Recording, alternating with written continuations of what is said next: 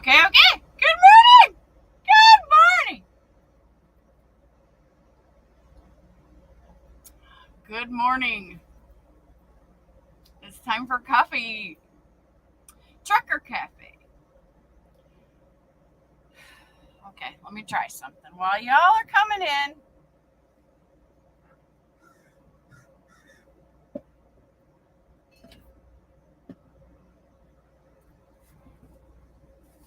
I swear, I need like an extra table.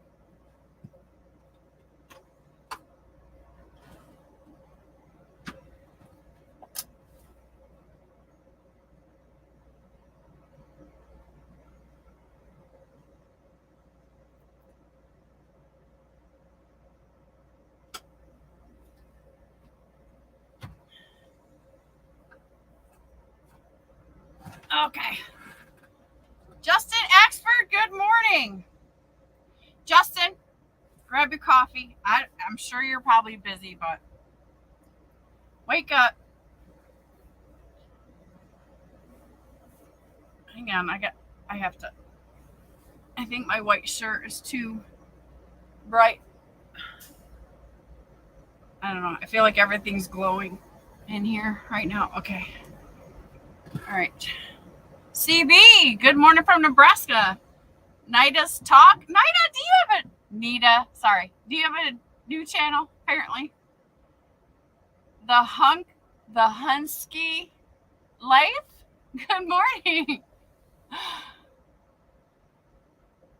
2 likes. It's me, Nida's cooking show. I know that, Nita. I don't know why I say Nida. I'm sorry. Nita. 2 channels. Umberto's in the house. Good morning. Just changed the channel. Okay, watch. I'm going to try to be like Sterling.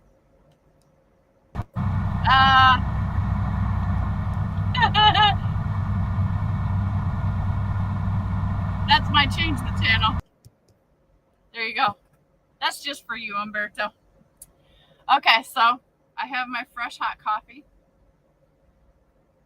I am in Virginia, Lexington, and I'm at a happy place where there's plenty of parking. Buck Brown's in the house. I'm up. First one for the day, about to dump in the river barge. Hope you're doing good. I don't know what that means, Buck, but welcome and thank you for coming in. So, I've had a great week. We chill and waiting for receiver to open at 9 p.m. So you chilling at the receiver? So this is a weird weekend for me. I delivered yesterday. I got there Friday. It was a shorty. I got there Friday, so I shut down there. And then they allowed me, my appointment wasn't till 9 a.m. yesterday, and they let me check in at 5 a.m. yesterday. And they got me into the door at 6:30 a.m. yesterday. Did I go live with you guys at the time? Anyway, that was all early, and whatever. And then after that, I was done, and I knew I was going to start my 34 anyway. It was Kroger, so it was like 3 hours more at the dock alone just to get unloaded. And then they tell me that there's an overage and a shortage, right? So I'm like, what? So instantly I'm thinking they're going to leave something on my trailer, which would have been kind of cool because it was tortillas. But anyways, turns out it was a shipper's mistake. They put the wrong pallet on there, and then they kept all the products, so I didn't have to deal with, 8 million tortillas. Which, I could deal with that. It's not in my diet plan, but look, I like tortillas. I could wrap everything in a tortilla and eat it. So what I've done diet-wise is I've looked at different tortillas, right? So I was able to find some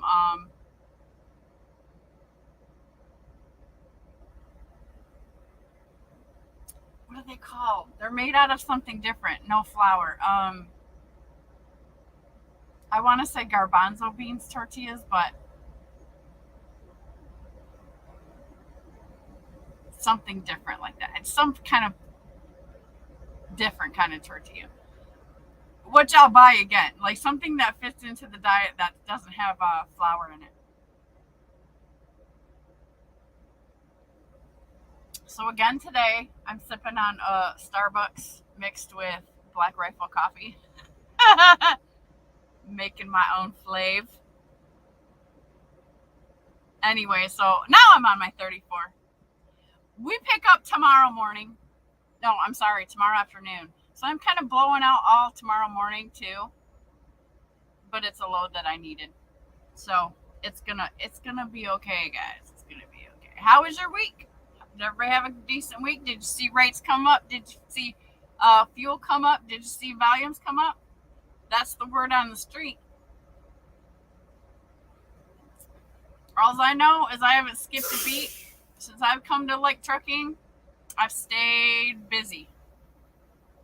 Like stayed busy.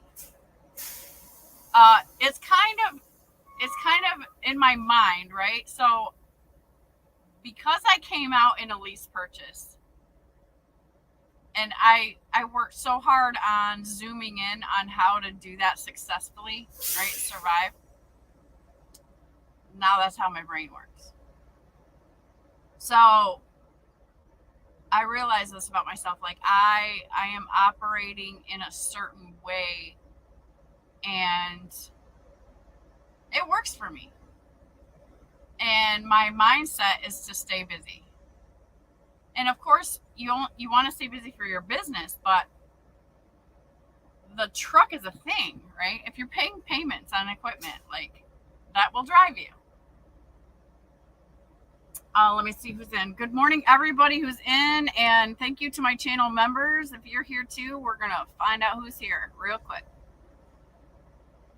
Because I don't want to get behind on chats. I did have a shower! So if you watch my video, I did my last live for you guys. I was looking beat, wasn't I? And tired. Because I was.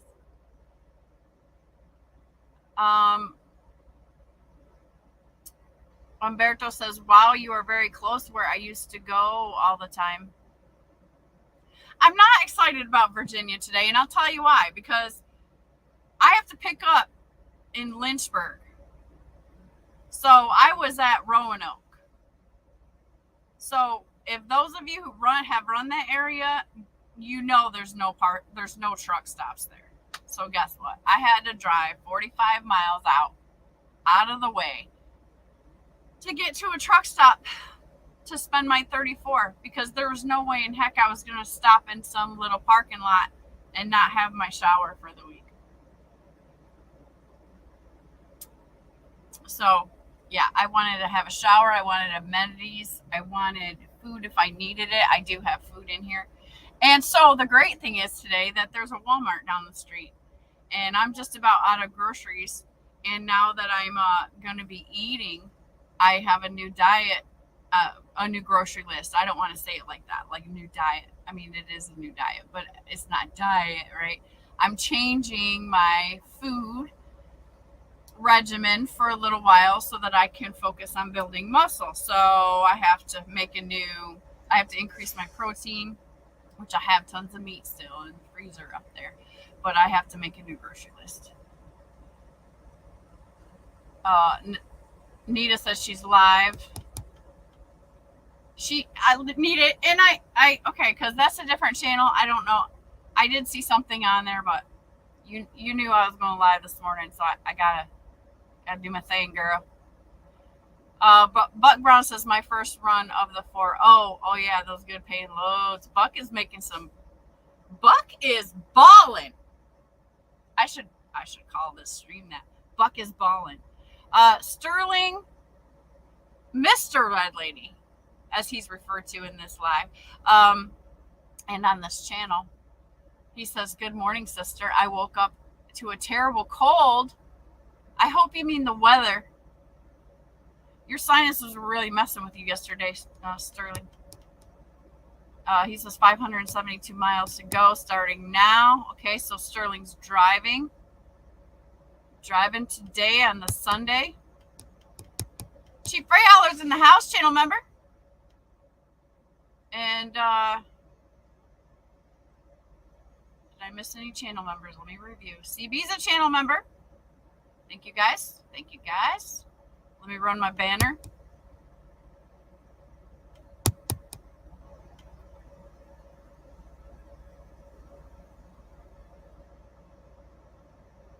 We do this.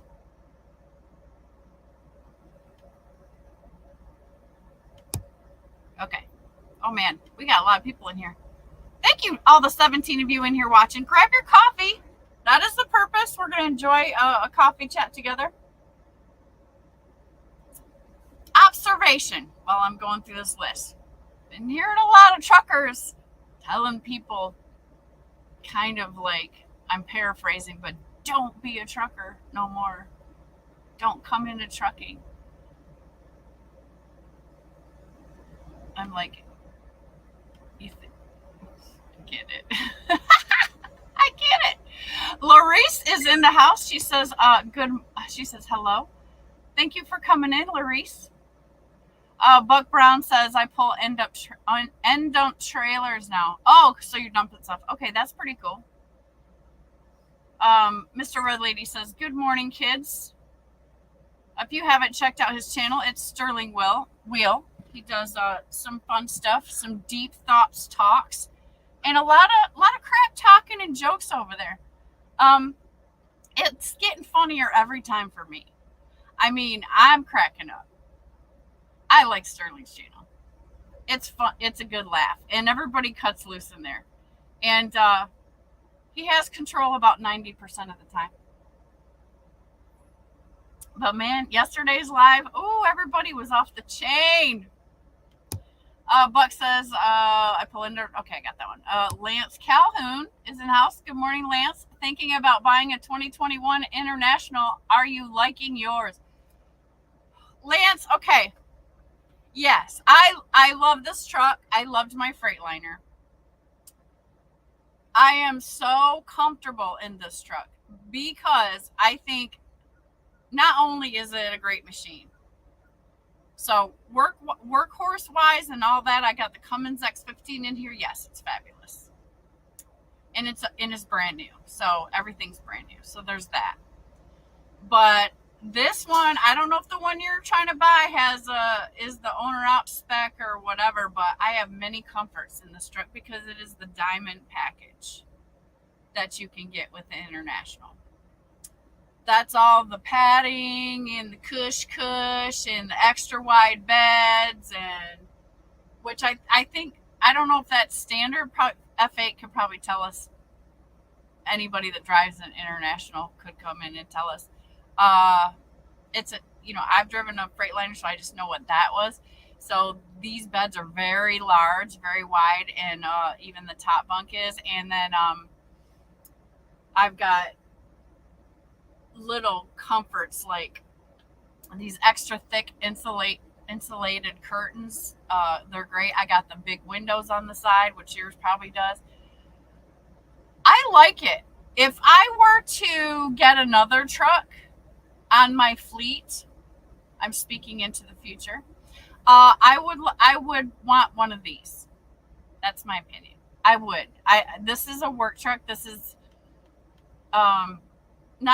but I'm just saying the frosting on the cake is my comfort. I got massaging seats. They swivel.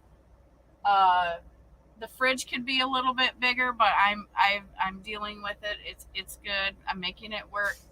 And I would have an APU. So consider that. I would add an APU because you don't want to idle, right? And so the living space is different than the Freightliner. It's just designed different, but again, I've adapted to that. So yeah, I'm comfortable. I'm happy with it. I would want to buy another one. The reason why I feel like I would pick this truck over the Freightliner, because you're probably thinking, it's not It's maybe a smidge less fuel efficient than the Freightliner, but this truck is not as light plastic as the Freightliner. This is beefier. So I think, it does carry a little bit extra weight. So maybe that's the difference. The performance with heavy loads is fantastic. I've been in the mountains, gosh, probably since April, it seems like. And not consistently, but mostly. And it handles great. So I love the performance of this truck. I'm okay with the difference in fuel mileage because the way it feels to drive is fantastic. Like it controls very well. I'm very happy with all of that stuff. So yeah, I say thumbs up. If I were to get another one right now, I would get another one just like this. This is my business partner does not have to worry about me being uncomfortable other than the APU situation, right? And that's why I would say get an APU on it.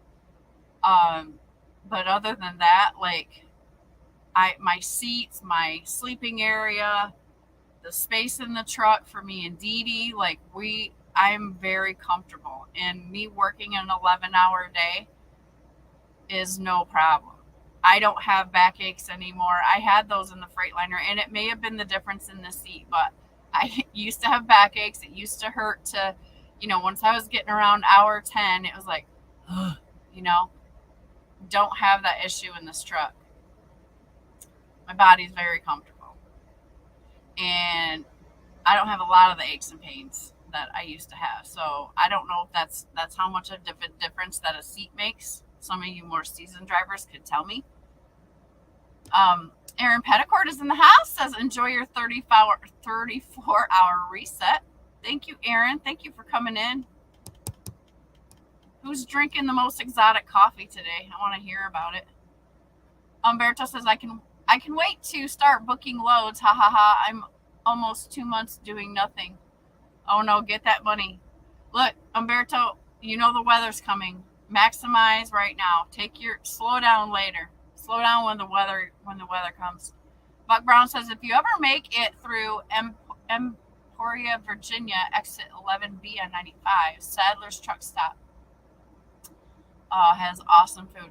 I will not eat truck stop food no more. I have exercised that demon out of me. It really took a toll on my health. I've learned a lot of information about how terrible the oils are in restaurant food that they cook for you. So it's the devil. And it messes up your hormones, right? Those oils are really bad. They're really worse than you think. You should all do some research on it. I'm just saying. So yeah, it's no longer a part of my life. Like I am dedicated groceries, me cooking my own food, me having the right oils and butters and stuff to use, and that's my game. Jerome Jones. Jerome, when are you going to come back on live? I mean, could it be today? Could it be right now, Jerome? Channel member. Trucking reviews. I should, you know what I was going to do? I'm trying to be a social media girl. So I was trying to, this is so stupid that we can't share Streamyard to like Instagram and Facebook.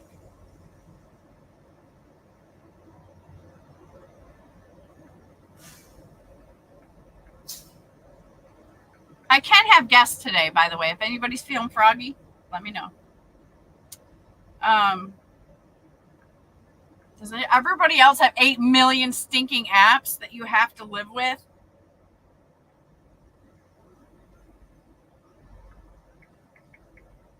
I hate it.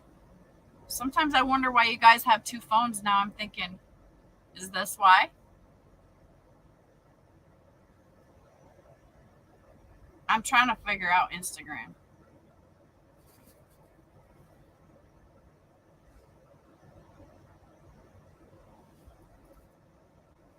Why? And you can't Okay, we're just going to pop in live on Instagram. Hopefully this works. Let me know if there's any weird stuff. So, good morning, Instagram. You are joining into my Shannon Thomas Trucking YouTube live. Today, we're having coffee. We're having trucker chat. So, catch me here or go over there and jump in. I don't even know if it records that. Whatever. It might be live, like real time. Trucking Review says, my week has been pretty much hell, having to come to the realization that a relationship has to end because the other person's not in it, and I refuse to be someone's walking wallet. I've been there, Trucking Reviews. I'm sorry to hear that. I know what you mean. I do. Hence, you get to see my spinsterism where I'm like, woo, no, I'm all about my trucking business. I'm working on myself, learning to love me, learning to be the best version of myself. I need a lot of work. I've come to the point in my life where I admit that. I'll share that because a lot of to me, in my opinion, a lot of turmoil in this world is because people are not really leveling with themselves and telling themselves the truth and being their own best friend. It's hard to have real love in a healthy relationship if you don't know how to love yourself first. You should be loving people in the overflow, right? So that means, to me, this is my opinion, do what you want. But fixing here first, you can't overflow unless you fill this up first. And I feel like in my life that was a mistake. Like I would pour everything into everyone else. Not everyone, but especially the person that I love, all of it, everything, all of me. And it's a beautiful thing for that person, but eventually it kind of drained me out, right? I forgot who I was. I was living for someone else. And if I'm going to live for someone else besides myself, it's going to be my family and my Lord. So I had to fix that order of things in my life. And I'm okay with, I've also given myself permission to take as much time as that needs. And so I'm not in a hurry. Everything else can wait. I've never had the opportunity in my life to put me first. I got married, I had kids, I got divorced, and then it was all about the girls. Now my girls are grown, and here now I get to allow myself some things about me and enjoy life and what that feels like, just me in the world. And it's been eye-opening and amazing.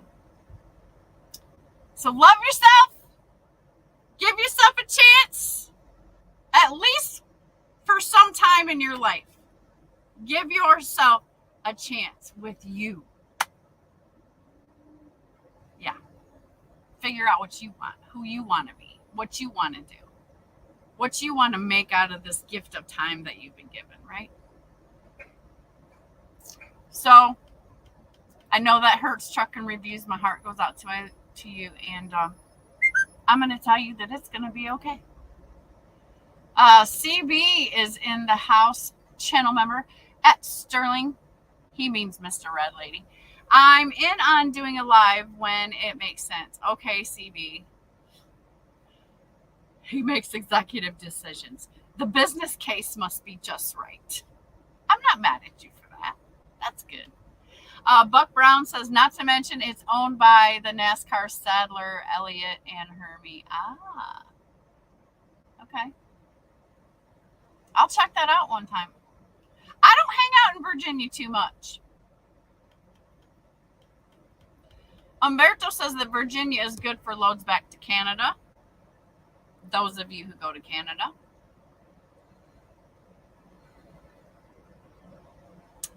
Nita wants to ask everybody how y'all doing. Nita's a sweet baby. I love her.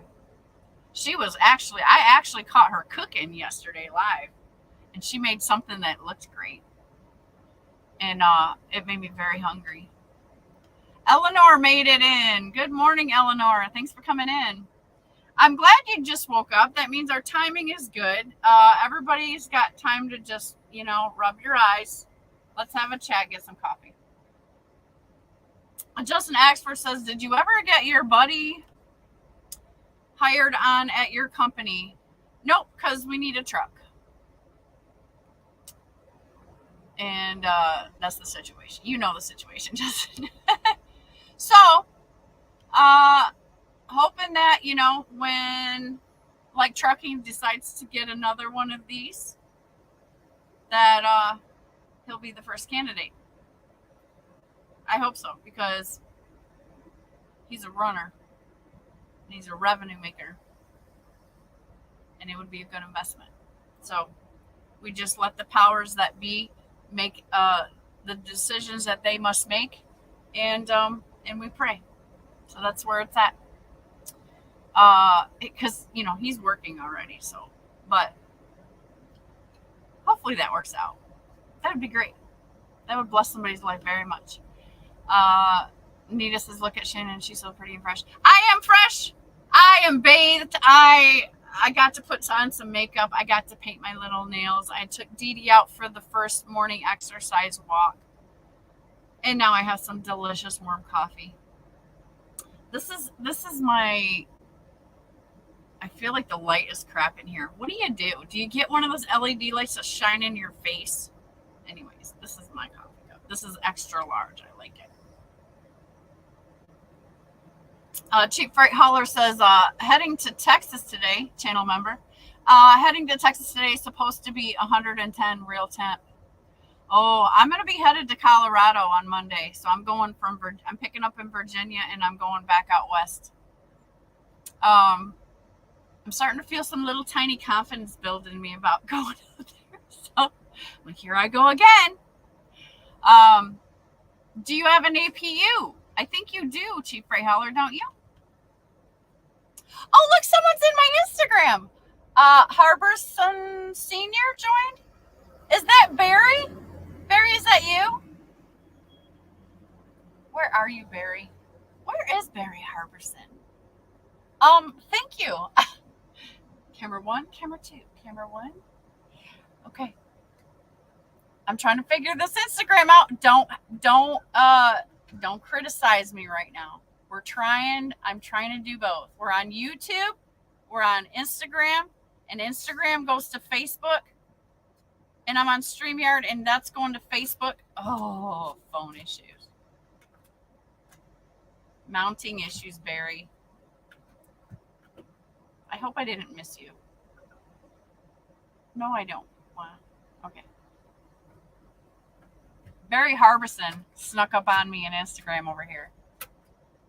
Now if I can just get the phone to stand here. Okay, there we go, Barry. Are you still there? Say something if you are.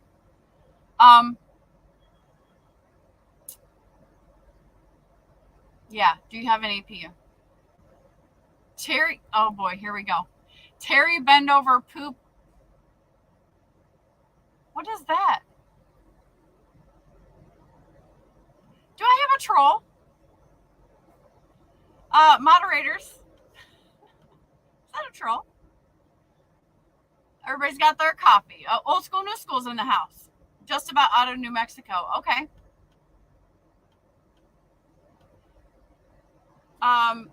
New Mexico. It's been a long time since I've been in New Mexico, old school. Terry Bendover wants everybody poop. Well, Terry, I already did. I took care of that before we started our live, because if you do lives, you know that you better take care of that first. Because once the coffee starts flowing, you got to take a break and go. Appreciate you for coming in, Terry. Cheap Freight Hauler says, I don't drink coffee, so it's okay if I enjoy my morning Mountain Dew while y'all have coffee. Well, thank you. I appreciate you. You're just being supportive. I love you for that. Thank you. In the conversation, right? Okay, we don't just have coffee. Trucking with T-Bones in the Instagram. Nice, less crowded here. Okay, yeah. Well, I'm still gonna have to do comments, T-Bone. But thank you for coming in. I'm trying to do this. Okay. Okay. I'll have a guest if anybody's interested in coming on and stirring up some more conversation. Eleanor says that I have heard the trucking industry is struggling to get the next generation. Is that true? Eleanor, I think right now the next generation is crazy and it's hurting us, but everybody has to learn somewhere, right? Grayson Manson D sent a request to be in your live video. I don't know who you are, Grayson. Who are you? Because you should come into the YouTube, maybe not the Instagram, because that's where I have the Streamyard going on. I don't know. I'm sure the guy's got lots of opinions about that. If you're asking, like, are we short truckers? No, we're not. No, we are not short truckers. We have too many.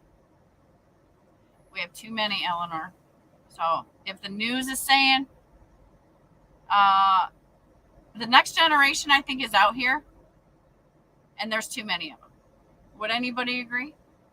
Thank you for being my fan, Grayson. I appreciate you. I'm new to this, so thank you for being patient with my Instagram. So I think this is the second Instagram live, but thank you. You are welcome to come to the YouTube if you want. It's Shannon Thomas Trucking on YouTube. Buck Brown is having some high quality H2O. Isn't it funny how we're charged for water? Like, I'm still trying to get over that. Umberto says he loves his Peterbilt. Who's sick? Oh my God. Hold on. Mr. Red Lady is sick as F word. Already 7 hours late. Oh my God, you got the stuff? Okay, for anybody that doesn't know, Mr. Red Lady and Mrs. Sterling got very sick with this weird virus that starts with an R. I can't remember the name of it. It went around her plant. Everybody got sick, and it was projectile from both ends type of thing. It lasted, about 48 hours or so? I think Mr. Red Lady has contracted that. It sounds like. S125 is in the house. Good morning, S125. Where you been? What's been going on? Okay, I got my nice little tiny group in Instagram. It's nice and intimate. Good morning, guys. Thank you for coming in. Have some coffee with me. Listen to the conversation. Hit the like, however that works on Instagram. Like me or whatever, or just come to the YouTube channel. Hit the like. I don't know. My Cash App is on the YouTube channel. Send some money. Help me buy a trailer. I should have a drive, huh? I'm just kidding. Umberto says, but yes, international is a very good special package you have channel. Yeah, it's comfortable. It's a great thing. Let me get through some stuff. Nita, thank you for the compliments. I love you, girl. Umberto says, what is the size of your sleeper? Large. I don't know. I don't know the number. It's big. This is how girls explain stuff in trucking. We say thingies and very big or very small. It's funny. I think it's funny. I knew it at first, like when we first bought it, but I can't just spit it out right now. Like, Bob Brown says, that no bueno, Southwest wishes speedy recovery. Oh, Sterling Wheel. Sorry, that's no good. Wish you speedy. Yes, let us all pray today for Sterling to get well, because I'm sure he's in total hell trying to drive and be sick. I'm not driving, Nita. CB channel member says, Sterling, that sucks. Driving sucks. Yeah, I've been very lucky not to get sick, and even when the thing was going around, it's kind of why I'm bent on doing like the healthiest thing ever too, because I can't imagine. You can't make me sit down half the time, like, let alone being sick and then being like, bleh. I don't even want it. So I'm trying to be preventative maintenance. CDL Protect joined my Instagram live. Good morning. Get some coffee. We're having just a trucker coffee chat. Welcome. Original Post Queen Gma 2023 is also in here with us. Is that a lady? Thank you for coming in. We're just having a trucker coffee chat here and on YouTube and on Facebook. Trying this Instagram thing out live. We do this every Sunday. Most every Sunday. Sometimes I get busy.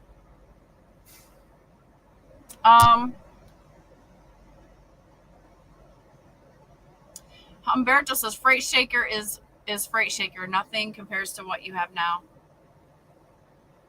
Yeah, I'm pleased. I don't have a complaint except for that I should have got an APU. I should get an APU because we've had, the weather.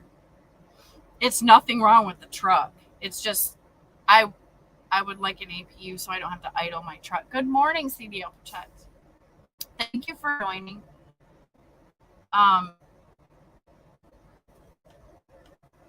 Umberto says mine is electric and very good.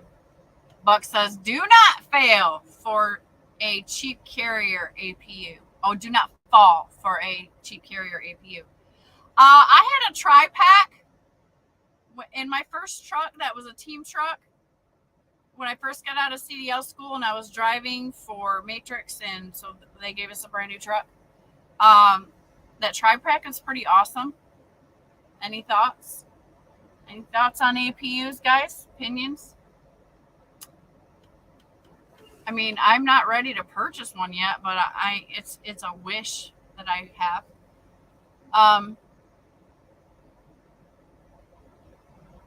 What is that? What are you saying, Umberto? Yeah, Shannon, but it's a very complicated process to get into Landstar. I will start this week. Does Landstar have a Canadian branch, or did you move to the U.S., or what's happening with that? I got to catch up. Trucking with T-Bone, oh man, is everywhere this morning. YouTube and Instagram. Okay. Camera 1, camera 2. He says he did apply at Landstar right on time because I did not quit, so the wait's not bad. Do you have to move to the U.S. to do that? Umberto is from Canada, you guys. So he's talking about Landstar. I don't know if there's a Canadian Landstar or what. That's why I'm asking all the questions. Cheap Freight Hauler Channel member says, Shannon, if you headed north on 81 once loaded, the Petro at exit 205 is a cool place to stop. Okay, yeah, I think I might be going that way. Exit 205. I like Petros and TAs. I like the stuff that they have there, and there's lots of parking. So I tend to like to stop there. However, if it's just stopping and taking a shower, I'll just stop at a Pilot or whatever. But yeah, if I'm going to take a 34, I want to be at a TA or a Petro, typically. The post trip is in the house. Good morning, Spectre. Good morning. Thank you for coming in for coffee. It's been a while, I think, unless you've been out there being quiet. Guys, I'm a Spectre fan. It's obvious. Everybody's saying hi to Spectre. Who's the post trip? If you didn't know. CB says Instagram is in the center of the universe. Instagram is the center of the universe for puppy content. Oh, should I be doing more puppy content Instagram? Or do you want to see the girl trucking on Instagram? Everybody's gone over there. They left me. Okay, so maybe everybody's in here. I don't know. Maybe they just was like, well, yeah, whatever. She's not looking at the camera. I know that Instagram will shut off after a certain amount of time. Dar is in the house. Good morning, Dar. You got your coffee? Buck says YouTube is the only social platform I'm on. Spectre saying good morning to Nita. The right truck. That's a new name. Good morning. Welcome. Get your coffee. We're just having a positive new week beginning chat. There is a topic today. I'm going to get to it. I'm going to get to it. I promise. He says, I'm headed for coffee right now as I'm typing. Okay. Thank you, Spectre. You might find some interest in this conversation if we get it going, if it works out. It's my idea today. Oh, that's right, Chief Ray Howler. You have a green APU. Okay. How's that working out for you? I know you've said this once before, but let me remind myself. How's that working out for you? I'm not in the financial position to just go buy. I mean, maybe I probably am if I really, really wanted it, but give me some more time. I'm working on something else right now. So pretty soon it will be time to invest more in the business, and I have to make some wise decisions, and it might come up at that time. But I really think I've made it this far through the summer, so I really think I can wait a little bit and maybe push it out to next summer. That's where my head's at right now with it. So I got time to do some research.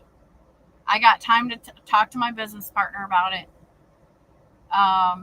Stuff like that. I'm not trying to hurry up just because I'm like a little bit uncomfortable, a lot uncomfortable in the heat.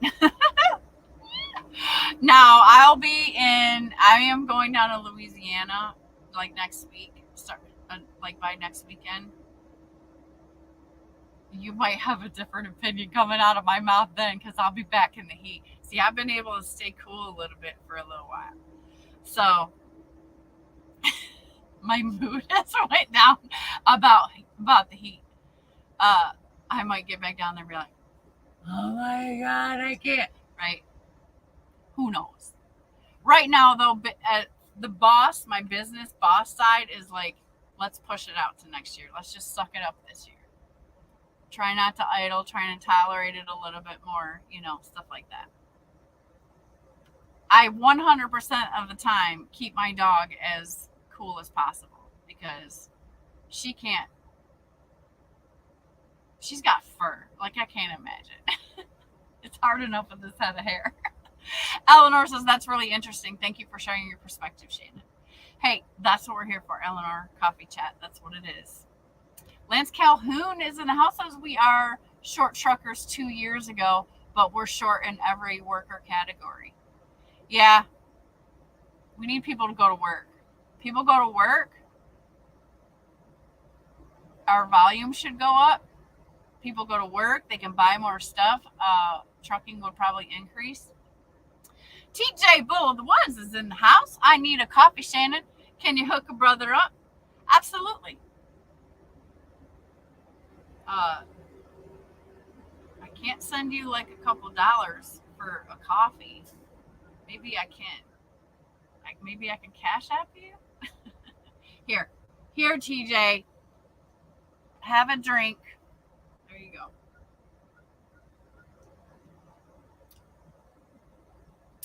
Eleanor says, it's cool to hear about it, as I heard years ago there were problems. Yeah, the thing, Eleanor, about the trucking industry is that it changes. It is very dynamic. So from 1 month to the next, it changes. A lot of things affect it, and then it depends on what you're hauling, because so many of us haul so many different things. So we're all kind of in different lanes and all of that stuff. There's a lot of that goes into it. Jerome says, hold up, I need to get my coffee. Yeah, go get your coffee. The post trip says, I am able to come in and share a coffee. You are? Okay. And so, Jerome, are you trying to come in too, or are you just grabbing some coffee? Like, what was that? CB says, Spot Market has too many trucks. Hang on, Spectre. I'll put up the link. Let me catch up so we can talk when you come on. Spot Market has too many trucks. Contract market doesn't have enough drivers, but much of that is due to turnover instead of actual numbers. I think so too. I think so too. Never Enough is in the house. Good morning, doing my 2-mile walk. I love listening. Excellent post on that detox video. Awesome. I'm glad you enjoyed that. I really have posted some very powerful videos if you're going into your health journey on my community post. So don't be afraid to scroll down and go back. You really catch on to my health gurus and you'll be hooked. I know, because I only posted the finest information. Just Stoken, good morning. Do you lease your trailer or own it? I lease it. Yeah, I lease it. So I have a truck payment and a trailer payment together. And I'm still doing okay. A brand new truck, by the way. Lance Calhoun says, my 8-year-old tri-pack blew a hose and drained all my antifreeze. And you can guess the rest. Oh, Lance. 8-year-old tri-pack. Yeah, I feel like I've heard somebody say something about you should get one every 5 years or something like that. Just Stoken says green APU. Lance says I'm at Landstar and you can live in Canada. Oh, thanks, Lance. Okay. I know Landstar's in America, Umberto. I just didn't know if they had another Canadian branch. CB says I'm an EPU convert. I love mine and it never needs maintenance. I have this EPU, but it doesn't cool, right? It's a high fan type situation. It's like a cooler sorta, but what it does is it recirculates. So the cooling side of my EPU recirculates the air in the truck. So whatever I can cool it down to, it will recirculate that. But I will tell you, on a hot day in the sun, eventually it will warm it up.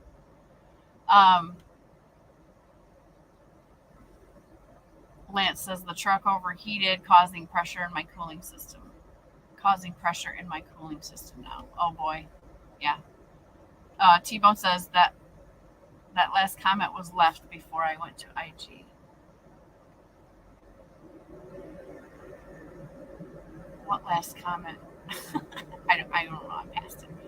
Okay. 6-Temper Tyrannus is in the house. Hit the like, guys. Everybody reach over, hit the like before we forget. He says the charge for parking truck stops should provide shore park. You ain't lying.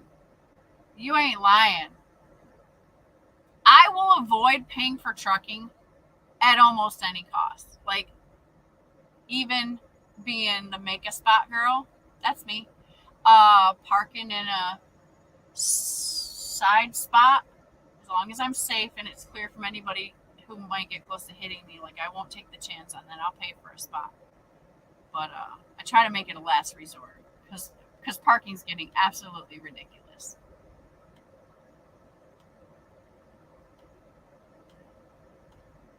Snorlord OG is in the house. Welcome, Snorlord. The right way to truck. I need an APU on my truck also. Yeah. If I had an APU on this truck, I kind of feel spoiled already because I'm so comfortable. And I'm like, should a trucker be this comfortable? I don't know. But it does allow for my work, right? It allows me to work more, which I'm kooky like that. I love to work. So this just makes it even better to work. So I like it. But yeah, if I had an APU, that would be what else could I possibly ask for? To be comfortable, as far as comfortability. Umberto says, you can work at Landstar, living in Canada. Only things I can take a load from Canada to USA. Yeah, I know about the load boundaries you guys got there. Lance says, Snorlord, all this time I thought your trailer had Snow Lord painted on it. No, it's Snorlord. Okay, let me get a link because Specter's in the house and he wants to come in and talk about the topic today. And I'm excited about that. And anybody else can too if you want to join in. But Spectre raised his hand first. So here's the link, Spectre, the post trip. He has a channel. I don't think he does a lot of videos because he's a very, very busy man.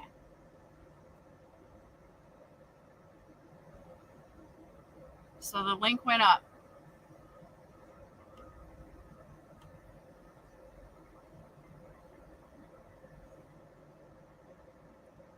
Umberto says, that thing you buy your truck and telling you where to go is just bad. I never say never, but try to go back.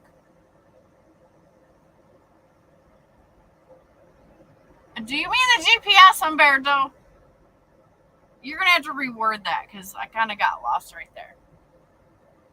Okay. The right rate of truck says when I'm not idling my MPG stays around 8.25 since the summer hit, it lowers. Yeah, because I think they do something to the fuel, right? I feel like the fuel changes. I feel like I've heard people talk about that. Devon is in the house. What is up? Good morning. Grab some coffee.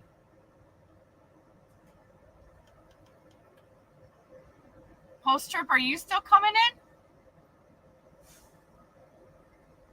Umberto is running around here. What's up, Umberto? Hey, Shannon, did you see? Oh, your doggy's getting big. She's already big. It's like crazy. She's crazy. She Yeah, wake me up every morning to go out. Yeah, Dee Dee's got to be about full grown. She's getting bigger too. She passed out, sick Semper Tyrannis. She's passed out on the floor right here by my feet, which is great for us right now. It's great. Oh yeah, at least she's not being annoying now. Like sometimes when you want to talk and she's like, whoa, whoa, whoa, all the time. You know, yeah, for whatever reason that has kind of stopped, but she was literally like it was so much that I realized it was every time she sees me talking to a screen, she's like wants my attention. Mine was like that too, but then she stopped doing that thing. I want to show you something about APUs. Okay, the electric APU. Hold on, listen. I'm gonna turn the camera off, but I'm still gonna be here because while you're telling the story, because I know you're gonna educate us right now, real quick. Yeah.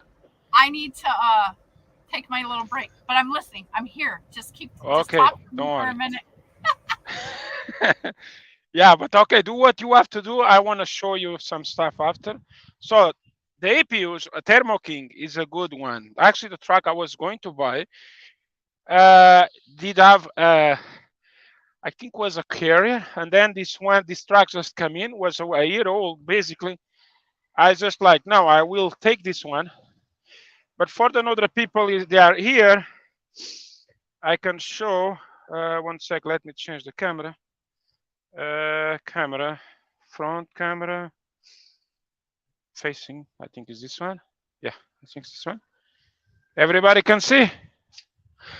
Okay, so the condenser and everything is like the same. But this over here, I have 4 extra batteries over here. It is just like a normal toolbox or whatever they call.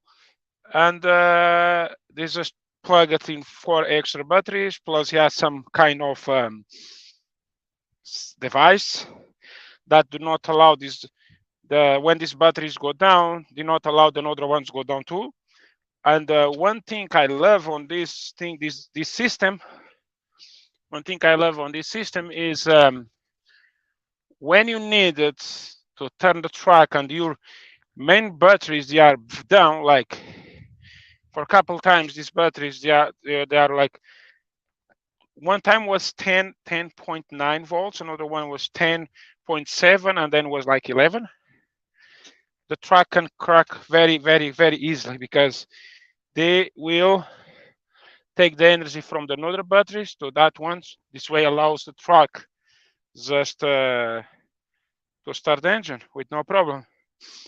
Let me put the camera back. And I think the only thing is bad is kind of electric APUs. It's like on winter time. Let's say you want to keep your engine hot. That's not this kind is not good for that, because this is basically just to turn your AC on and stuff like that. But also I have another things like the guys did. I don't know how they work, but some small stuff I can plug it, but not much.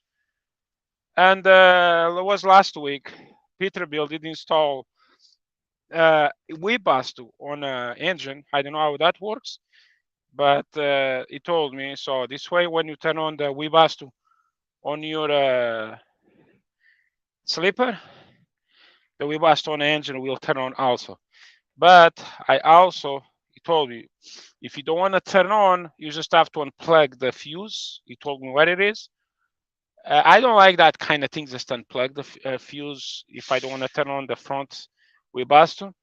But I have to find a way to have like a switch for that Webasto.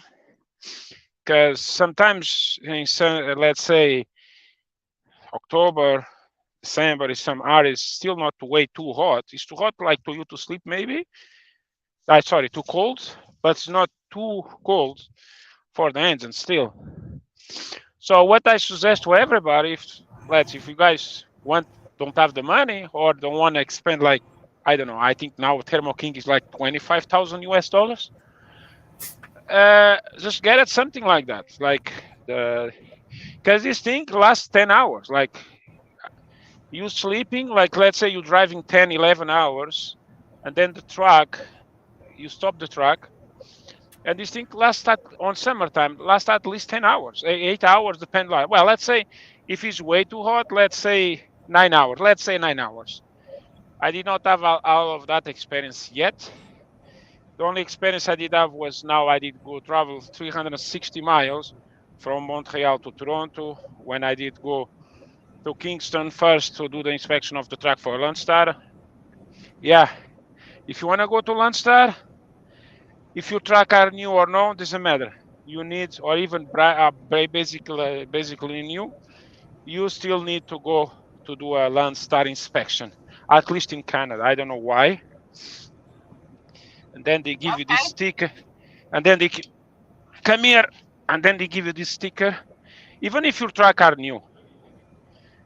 And then they give you this sticker. I put it over here because I don't like stickers on a truck. That's from the garage, certified garage to Landstar. I found so absurd because like when you let's say Shannon, you buy your truck from the dealer. Oh shit, my dog did puke over here on a thing, so I will clean it. Sorry, Spectre. I vibrated laptop. I was like, just drops me. Well, Umberto, I hope that. Oh, he left us. Okay, so I hope that just keep us posted on that Landstar thing. I want to know how that works out for you, Umberto. So yeah, I had to turn the truck on. It was getting very hot in here. So that it's vibrating, and my laptop just totally fell off the dash. How are you? Good. How are you? I am. Oh, there's. Hold on. Sorry, I don't know what did happen. So I thought you went out because but I just wanted to tell you that keep us posted on the Landstar thing because there's going to be people that want to see how it goes and stuff, and I'm curious to see how it goes with you just being in Canada. Yeah, it's a very, very hard and stressful process with Landstar because they take too long. Don't come to Landstar and think, it's going to take 2 weeks like any other company, sometimes a week. No. I did apply before I quit. After 2 weeks or something like that, that's when Landstar did contact me. And then I've been waiting. I quit on the 3rd of last month, and I'm still waiting. Well, at this point, I'm not really waiting. Don't wait. Blow up their phone. You got to listen. You got to go get it. If that's what you're going to do, you can blow up their phone until they give you answers. No, yeah, of course. Now I'm done with them. What did happen? I told them, so you guys know you don't have any certified garage in Quebec. Quebec, that's the province where I live. And they said, okay, yeah. So the closest one was in Kingston. I told, okay, let's finish everything. And then I go to Kingston. It's going to be on the way to Toronto to do the orientation and as math test and stuff like that. So this way I don't have to come back to Ontario, to Montreal, because it's 360 miles. And I was already here. Oh, Umberto, I'm sorry. Can you send me your abstract, driving abstract again, because yours expired 3 days ago? I said, no. I told you guys, I'm in Ontario, not Quebec. Okay, don't worry about that. So you do that when you find a load to going to Quebec, but please has to be at least in the next three months. I said that's fine, but they forced me to do a new medical. The medical in Canada. Well, at least you're getting that knocked out, you know? Yeah, but it's done. It's done. I did it already. I did it. Yeah. Everything is done. What I say is, if anyone comes to Landstar, is a good company. They have the trucks. It's only owner operator, so you don't have to be worried about company drivers. And their trucks are the very good condition, because they are very, very strict on inspection, maintenance. You have to send your maintenance report to them every time, and many, many things. Well, I wait until now. I'm gonna wait. Now is Tuesday. Tuesday is my orientation, because, Oh, good. and that's it. And then I will start working right away. Okay, well, good. I wish you the best on that journey. Oh yes, gonna be excited. Dara's excited to see how it goes, and I'm sure. Yeah, I've been talking to Dar about that. I'm gonna talk to Dar. I'm gonna show you some numbers, how it works, insurance, blah blah blah. That kind of stuff I never do online, like show to everybody. People do that. I don't like to show people how much I make. Like, okay, I'm gonna make $10,000, No, $15,000 in. Nobody's Yeah, I business. don't. But when it's a friend or a private, in private, I will do to some people. Yes, I will show the numbers or stuff like that. That I will do, but not online. Right. Because All right. online Well, thing is just a bullshit. coming on. I'm gonna get Spectre here because he's a very busy man. I don't want him to. Okay, let him go. Yeah. Well, I thank you for coming on and sharing that story and the APU stuff. Like, that was interesting. So I appreciate Yeah. it. Yeah, he can talk. I mean, I'm kind of on my time today. No, I'm just do waiting it, on my other friend. stuff. No, do it. I'm walking my dog, so now I have to clean what she did it anyway. It's good, man. Just All Yeah, right, she- well, have a blessed day. You too. See you. Bye bye. Okay. He is doing so much stuff all the time. Like, Umberto, he stays busy, so he's always got great stuff to talk about. How are you today? Good morning. I might have a little headache after you drop me. I come in and you just drop me right I'm on my sorry. head. T-Bone said that's not the first time you've been dropped on your head, It's so you not. should be okay. You It's should be not. all right. I'm Yeah. sorry about that. So, but I gotta have some. It gets hot. The sun's out here. I'm in Virginia, so it's not a totally cool day, but it's not bad. Got the, I Well, just have. what do you have your truck idling? I mean, or no? Yes, Okay, because I need a little bit of cool air, right? So, right. I have the windows open, so it's not cooled down, so I'm not running the system I was just talking about. So I just kind of had to get a little. Well, when you idle, to help you out till you do get an APU, what you're going to want to do is, because of the after treatment, make sure you got the idle kicked up on high, because what that does is that keeps all the fuel flowing strong. It'll keep the what's the word I'm looking for? It allows everything to operate the way it should operate and get up the temperature. If you just keep it on low idle while you're just sitting there idling, it'll never reach the correct temperature, and then all of a sudden you'll start regenning while you're parked. Right. So I have a story about that. Let's talk about that for a second, because I've learned something. Okay, and I guess I don't know if I've talked about it yet or not, but so we have discussed that I was starting to have issues when I was down in Florida and I had to run the truck for like 3 days straight. This truck came with the idle at 600 RPMs. right. And so I was experiencing, regens, but when I set for my 34, like it didn't want to regen anymore, and then I got the little things like everything was clogged up and all that, but I couldn't get it to regen. So then I was like going into the shop. So we all had to talk about that, and then everybody was telling me you got to get that idle turned up. It's too low. It's doing that. It's clogging up your filters. Okay.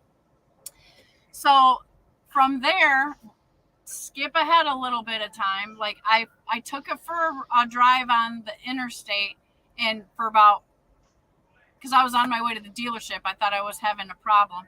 And so in that period between the truck stop and the dealership, I got up to speed, right? Because I remembered like if you're at 60 miles an hour, then it's kind of like it's going to regen. So once I got that going, then it cleared out all my lights except for the check engine light. So dealership couldn't see me till the next day anyway. So boop, I went back to the truck stop. So the mechanic there told me like, yeah, your check engine light's probably going to go off after about 5 key cycles. It's just a dead thing, and because of what happened and whatever. Okay, so get past that. I talked to Jeff, and he's like, yeah, you're going to have to get into the dealership and have him turn up that idle.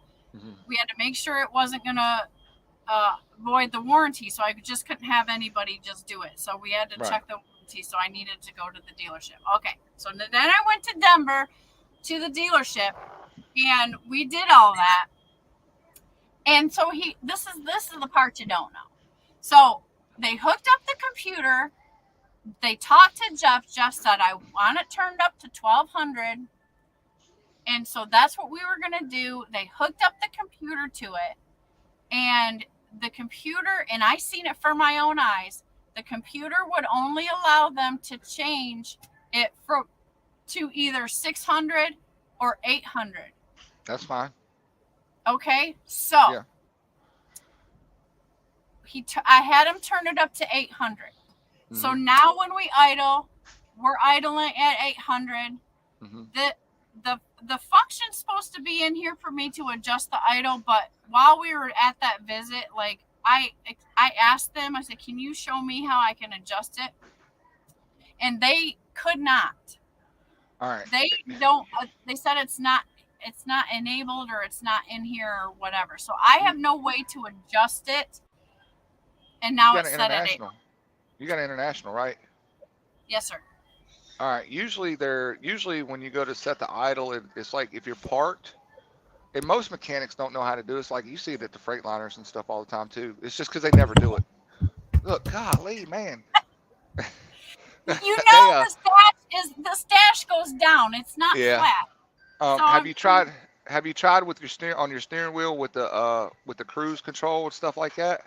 Yes, because that's what Jeff was telling me to do. And so yes, and so when I had the mechanic right here and we were trying to do all that, he also mentioned he knew that trick and he was going through it, but it doesn't do it. So now when you start the truck, it idles at 800 all the time. Yes, sir. I mean, that's not necessarily a bad thing. It's not. It's not necessarily a bad thing. I haven't had the issue with the DEF systems with it like this now. So the question is to Cummins, because we did look at the warranty, and I can idle it up. There's a parameter, and it's up to like 1200. After that, they're like, don't do it. So the question is now, why did the dealership only have the 2 parameters allowed? And then is it a question for Cummins because Cummins has designed it that way and doesn't want it turned up past that? Well, I'll tell you that I can answer that question for you right now. Number one, this is why I don't buy Cummins engines. I don't buy anything with Cummins in them. I learned my lesson with Cummins years ago. Cummins is very, very protective of their software. And if you look at like all the trucks, they put their engines in so many people's equipment, Internationals, Peterbilts, Volvos, so on and so on. Yeah. So what they do is they not every dealer buys the correct software or parameter software, because Cummins forces dealers and shops and stuff to buy their programming and their stuff to do repairs based on whatever they buy. So they may not have the proper software to make those changes. Where like Detroit, they're a lot more friendly. You can go get that stuff and change whatever parameter you want to in the engine. As far as avoiding the warranty, it's not going to avoid the warranty. These engine people see. This goes with the new generation of drivers. You got to understand this about diesel engines this size. These engines were designed to run all the time. They were just that's the way they're designed. They are designed to run all the time. The problem is the after treatment.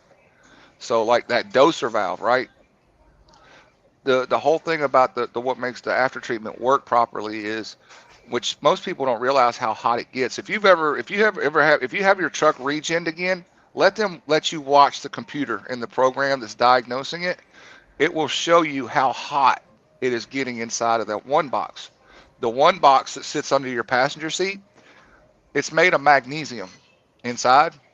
So that means it's going to get really hot. That thing gets like 1,200 degrees in there. So if it's not hitting the right temperature, it's not going to work. It's not a problem. When it was idling too low, it wouldn't, like I couldn't get it hot enough idling. I had to get it out on the road. Yeah, it's not a problem for Cummins or any Detroit or PACCAR or anybody to idle that high. It's just you got to have the dealer or whoever's doing the work has got to have the right program to do it, and then you want to make sure the idle's set high enough to where that's the word I was looking for earlier. The doser valve and the SCR valve, those are the two valves that shoot extra fuel into the one box, and then as it's coming out of the exhaust to get that heat. And if those aren't idled up and aren't pushing enough pressure, that's what's going to get you every time. Every time. So if you're thinking about getting an APU, make the investment. Make the investment. Because you also got to look at this. Diesel engines, Cummins, Detroit, over the course of idling every night, might as well essentially say you're going to burn about $50 to $60 worth of fuel.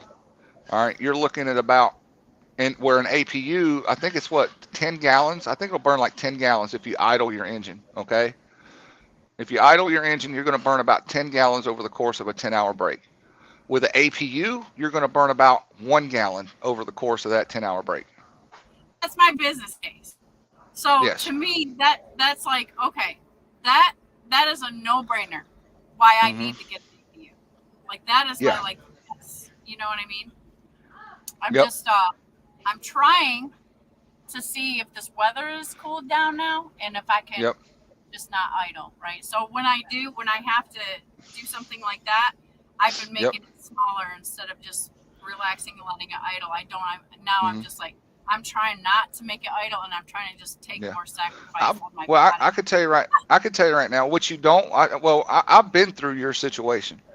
All right, I'll tell you this right now. What you don't want to happen. This is for anybody out here. Okay, I don't care how new the truck is or anything like this. After treatment systems have gotten far better than what they were when they first started. Okay, but what you do not want to happen is start chasing parts on an after treatment. If it starts to all of a sudden you're regen, and all of a sudden you're replacing a knock sensor, internal, external, all this other stuff, and then all of a sudden, boom, you got to change filters. You do not want to get to a point sooner than you have to replace that system. You just don't. Yeah, I don't. Like that's the thing. Like my urgency is because it's not only for my comfortability, but I obviously want to take the best care of my truck, right? I don't want to start going. I don't want to like have this concern too late or later. Like it's right now. I just hit my first 50,000 miles. My maintenance is done on it on time. And yes, I have a fabulous warranty to please, right? And make sure everything's taken care of. But I'm really concerned about the health of the machine. Well, Well, here's my feeling. You mentioned warranty. And this is what I mean by this. It's like you have a new truck, and that's good. That is good. You got a really good warranty with it and stuff like this. However, when it comes to the after treatment stuff, they will start finding a reason, especially because yours is a Cummins warranty more than likely. It's a Cummins warranty.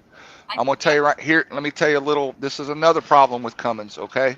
Cummins will find any reason possible for you to have not done the right thing and not cover that warranty. They are known for that. They suck because of that, and that's why I will never, and I mean never, buy another red engine. I would assume drop grenades and Cummins engines. That's the way I feel about it. Oh, really? Yeah, I'm Okay. serious. I really had a bad That's fine, experience. you know. So versus I Thank you. had my Detroit before. Yes, please. Yeah, I had a. That's no, you're good.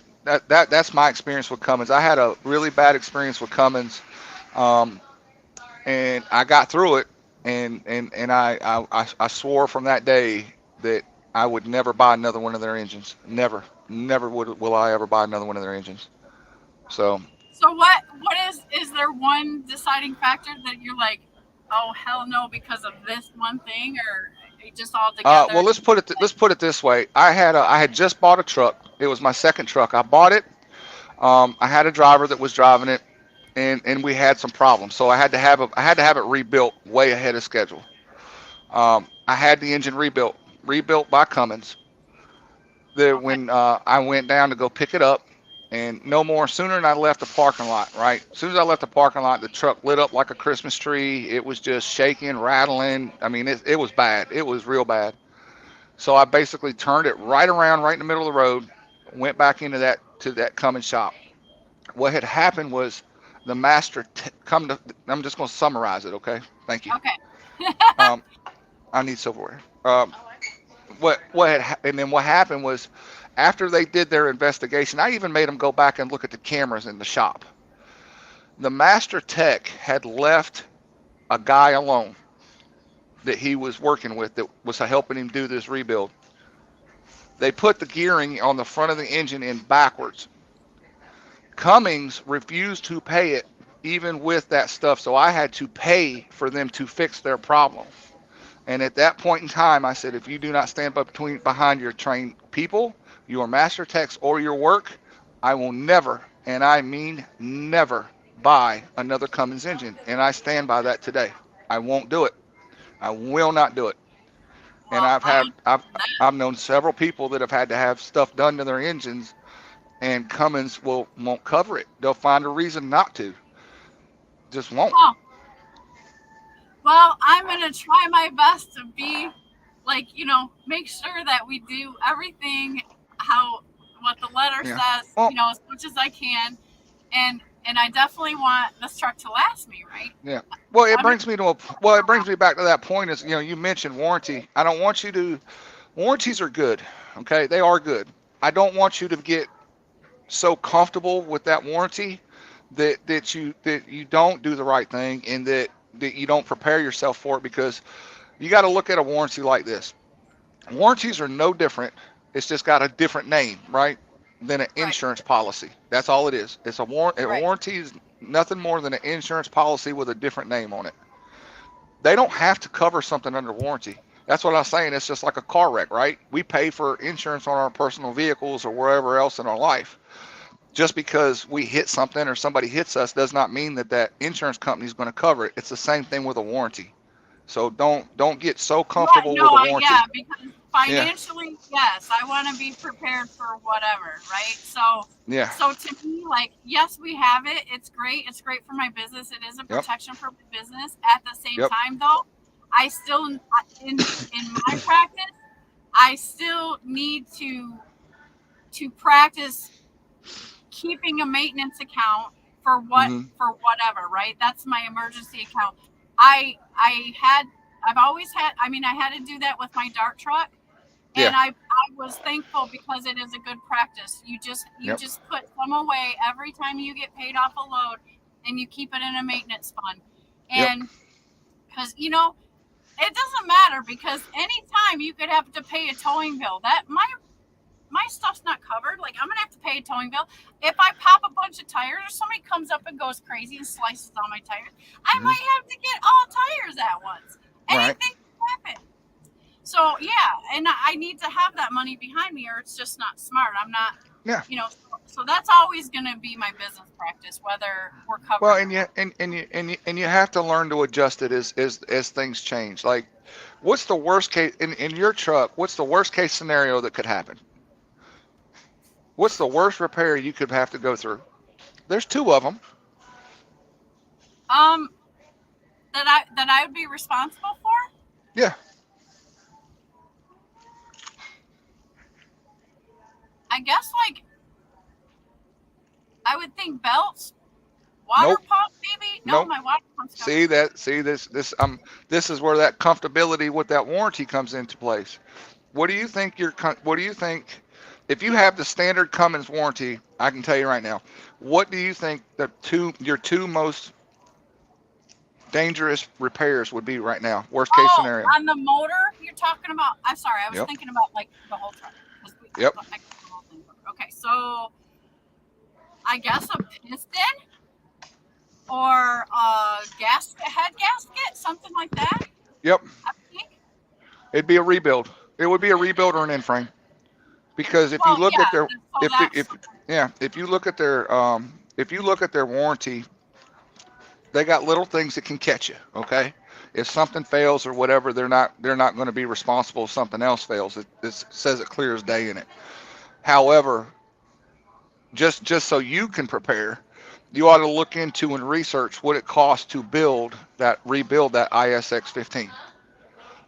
Oh, it's God, not cheap. It's not cheap. You're looking at probably right now. You're probably looking at about $40,000 to $50,000. However, with that said, you could actually go buy another motor cheaper than that and have it put in, than to have it rebuilt. Wow. So that's the kind of things you need to look at as far as changing and all that stuff. And the after treatment, I'd say after treatment's $15,000 easy, $15,000. From what I understand, this one differs from my Freightliner because the Freightliner has like only the one box. The whole thing can be replaced. It's one unit, and from what I understand so far, this one is Snorlord's on Instagram. Thank you, Snorlord. Sorry, I forget about camera too. I understand that this unit you can get to replace parts piece by piece. Yeah, but count the labor. They're not going to be easy. Oh, it's not going to be cheap, but I guess, from my perspective, I think I at least kind of like that because we don't have to replace a whole $20,000 unit. It is a good thing. I mean, I like Cummins design. I like the way that I like the way that Detroit has changed theirs. I can't stand PACCAR. Can't stand a PACCAR motor. Can't stand their system. They're not durable. I'm not hearing good stories for the last 3 years. I mean, it doesn't seem like it's a quality truck to have anymore. It's not. And it really sucks because it's the American icon. And I mean, like even at DART, like I was one of the lucky ones to get a Freightliner because they had all those Pete's and all those Kenworths because that was the popular thing and that's what drivers wanted. Yeah. And all I did, Spectre, was sit there and while I was running and these guys were going in the shops all the time. Oh yeah. And they didn't have the sensors and they didn't have the parts. They still don't have them. All PACCARs over there. Right? Well, here's an interesting fact about PACCAR. Here's one of the biggest problems with PACCAR. They still don't know what all the codes are on the system. They don't. They just don't. I mean, I'm a Detroit guy. Always have been. If I have to do a red engine, I'm not going to do it. I'll pedal. I'll Fred Flintstone it. But that's just the way I feel. But Detroit's always been there for me. So.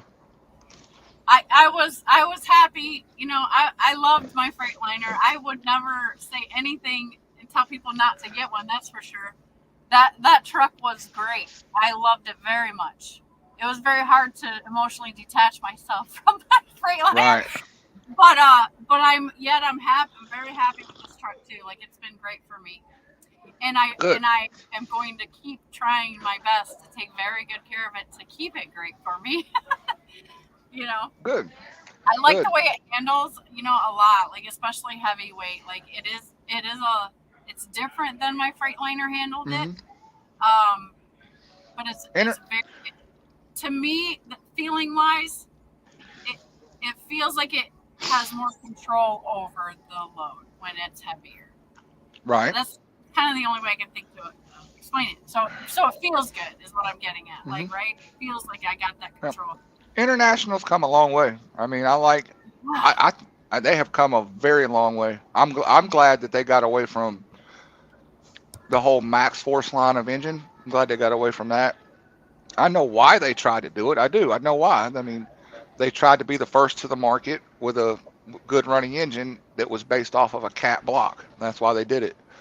I don't know. I don't Yeah, have faith in Cummins. I just don't. I think they were at a point like if they didn't do something, they were gonna, call out the market after that. Yep. Like I just they don't. had to do something serious. I think if International started putting Detroits in their trucks, I would buy one. But as long as they're putting Cummins, I mean, I'm sorry, that's just the way I feel. I get it. Everybody's got their personal opinion, but as long as them red engines are in them, I won't buy one. Just won't do it. No, I mean, after what you've been through, I can't. Yeah. I understand that. Yep. I don't argue about people's preferences because it's just you go through what you go through and it's like that's your opinion and you have your reasons. Like it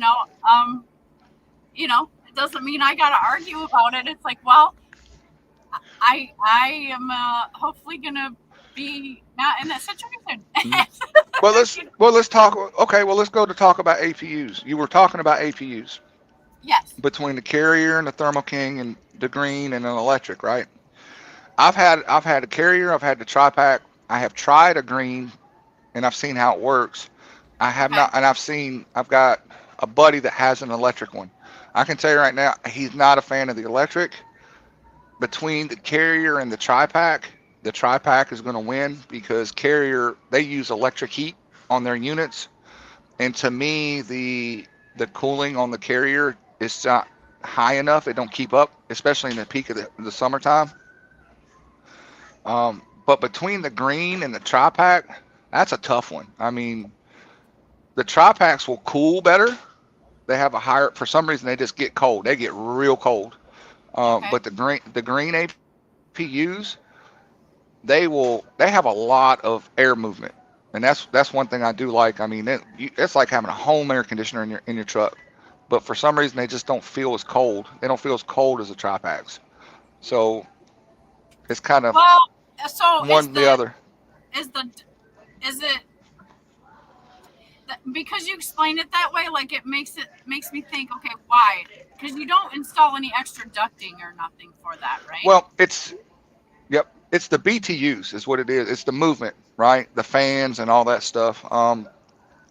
Green kind of routes their air a little bit different, but I mean, it does. It just blows harder. Now the Tri-Packs, the newer Tri-Packs have actually increased that based on the Green APU.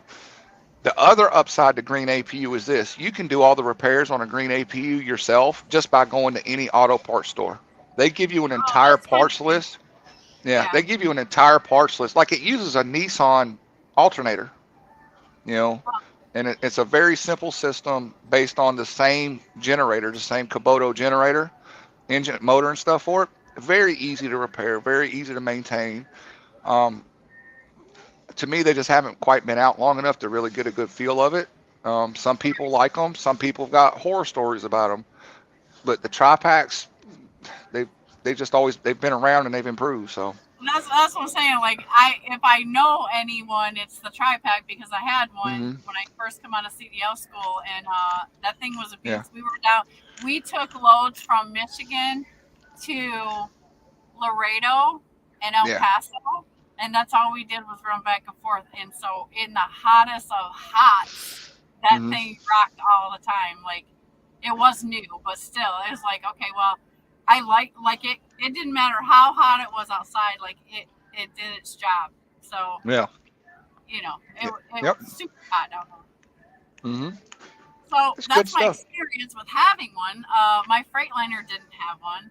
That was, God, I suffered. I won't.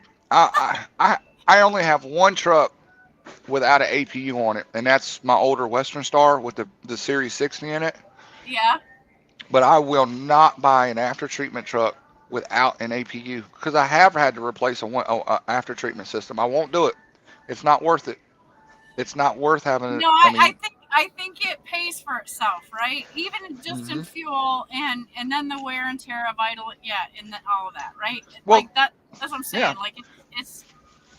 Well, the thing about it is what a lot of people don't realize is that even though the after treatments have improved and they've gotten better, okay, this is a rule of thumb, and I'll tell you, anybody that wants to argue with me about it, I will sit down and we will go blows like Mike Tyson and freaking Muhammad Ali, okay? And you won't convince me different. If you don't have an APU on an after treatment truck and you're idling that truck, the reality of it is, even though there are things you can do to help it, you are thrashing that after treatment system, and it is only a matter of time before you're going to kill it. An APU will extremely increase the longevity of your after treatment and the life of that truck by tenfold. Yeah, I Facts. was like seriously having some anxiety about the whole thing. Like I was very upset that weekend Hmm. because it was so hot, and I was trying to understand what the unit I have on board really is supposed to do, because Hmm. me and Dee Dee were cooking in here. Yeah. And I would keep turning it on, and I keep trying, and I'm like, it's not cooling, right? I thought it cooled. And Right. so the way that they described it. Well, so now I had to dig into that, because I'm like, because I did, every time I start this truck and idle it, I'm freaking out. Like, Right. I'm exaggerating, but like I don't want an idle truck. I developed that understanding when I had my Freightliner. That's not what we don't want an idle truck. I don't want to have a lot of idle hours in this computer racked up, right? Yeah. And all of that. So I was really trying to figure out if this thing was broken, or what, if my expectations of what this was designed to do is supposed to do, because you get so hot and you start getting a little crazy, right? So I was Hmm. getting upset, and I was like, either I got to get this into the shop because it's not working, or maybe I don't understand what's really supposed to be happening here. So that was then. Now I understand, because I've done the work and asked the questions. And so the real case is that this is a heater. So in the wintertime, I'm good. I don't have to worry about heating the truck. But in the summertime, what the dealership told me is that it's just supposed to cool about 10 to 15 to 20 degrees what's outside. And I said, let me tell you, when it's 100 degrees outside, it does not bring this inside of this truck down to 80 degrees. It does not do that. So what I told them, what I've learned, because I was, testing all this stuff out to really understand what to do to keep my truck from idling. So, and then we're talking to others too. So I idle it to cool the truck down. I get it at least a reasonable cool in here, and then I shut it off. Then I run and turn this on back here, and it will recirculate the cool air. Now, Right. that helps. Okay, it doesn't solve the problem of idling my truck, but it helps. It cuts it Hmm. way down. But then the sun keeps beating down, and so eventually the air that's recirculating in here begins to get warmer and warmer and warmer, and then we have to do it again, right? So, Hmm. but that's how that unit is designed to work, right? So it says it's supposed to cool at 20 degrees, and it may in a moderate temperature, but I'm telling you, when you're in Miami and you're in Florida and you're in South Texas, it's too hot, or Mississippi, like it's too hot for that to happen. It Yeah. doesn't Well, necessarily. But the other thing it's a power fan, yeah. you know. Well, them internationals, they're nothing but a big magnifying glass with the windshield too. So any kind Woo! of sun. It's Yeah. a hot. This window will get. Yeah. I'm telling you. Yeah. You know. I mean, it's the APU is worth the investment. I assure you, it's worth the investment. Yeah, I think so too. I just got to be ready to get off the money, right? Yeah, exactly. Well, there's even some places that will I think Green will do it. I'm not sure about Thermo King. If I was to choose between two, it would be a Green or a Thermo King. But I know Green, they have resources to allow you to finance it if you wanted to under your business, and it'll pay for itself. Or if you call the Thermo King dealer or something, um, they'll do the same thing. I'm pretty sure of it. But if you look at what the cost of the APU is to get it installed, believe me, It's well worth the Or investment. yeah, I mean, for what it's going to save you in diesel alone. Okay, Hmm. even if we put all the other stuff, like if that wasn't the case, what is going to save you in fuel that you're going to burn alone? And especially me, because I run in the south a lot. I will go where it's hot, and when it's wintertime, I will run and back down where it's hot. Hmm. Yep. For me and the way that I work, it's definitely I'm not going to stay in the winter cold. You know, Yep. so it's Well, yeah, it's a business if day. you So it's definitely it, a yes. I just gotta pull the trigger, Inspector. I just yep. gotta. Well, that's up to you. I can't tell you when or not to do it. That's your I know. choice. Yeah. I'm being a girl. I'm just like, okay, but because Well, if this you is go with the, I will tell you this: if you go with the Thermo King system, make sure you get it included for them to put an S-bar heater in your truck. That's the heat part for the Thermo King. And I think the green APU I think the green's the same way. If not, the green will do heating and cooling together. But with the Thermo King, make sure yeah, you get it. that was the thing about the green. Like it's like Yep. central air, central heat in your house, Yep. right? Yep. And And like then I said, the but either thermal one of king those, just cools, right? It just cools. the Thermo King by itself will just cool, but they do sell a S bar with it. It's not that much more. It's really not. I think they actually include it in the package now, as far as it goes with it, the new ones. Um, Okay. but either way, you're going to want to heat and cool because you do. I mean, it's weird how these trucks work. Like in the summertime, they get hot. They get really, really hot. And in the wintertime, they can maintain some heat. It don't take much. Like in my truck with the S bar heater, I have to turn the sucker off because it'll cook you out. I I had mean the it. Aspire heater in my Freightliner, and it was absolutely fine. But Yeah. I have that, right? Like I already have the CPU that heats and Right. provides the power fan. So all I need really It's is the just a cooling. cooling part added Yeah. to it, right? So Yep. I There you go. Then there want you to go. get bigger. I mean, it would be possible. And the other thing about the APUs that are nice too is like, say you go home or whatever, they will keep your batteries charged. They do really well for keeping your batteries charged. So That's no fear of awesome. that. And what I would also recommend too is whatever system you go with, have them pipe it directly into your truck's coolant. Have them pipe it directly into the cooling system of the truck. And here's why. In the wintertime, you live in Michigan, okay? You're going to run in and out of the cold. Um, by doing that, what you're going to prevent is you're going to prevent cold starts. So when the APU is running, it's circulating the coolant of your truck's coolant through all the ports and stuff, and that's keeping the block warm and all that stuff, and it's a lot better for your engine in the wintertime. A lot better.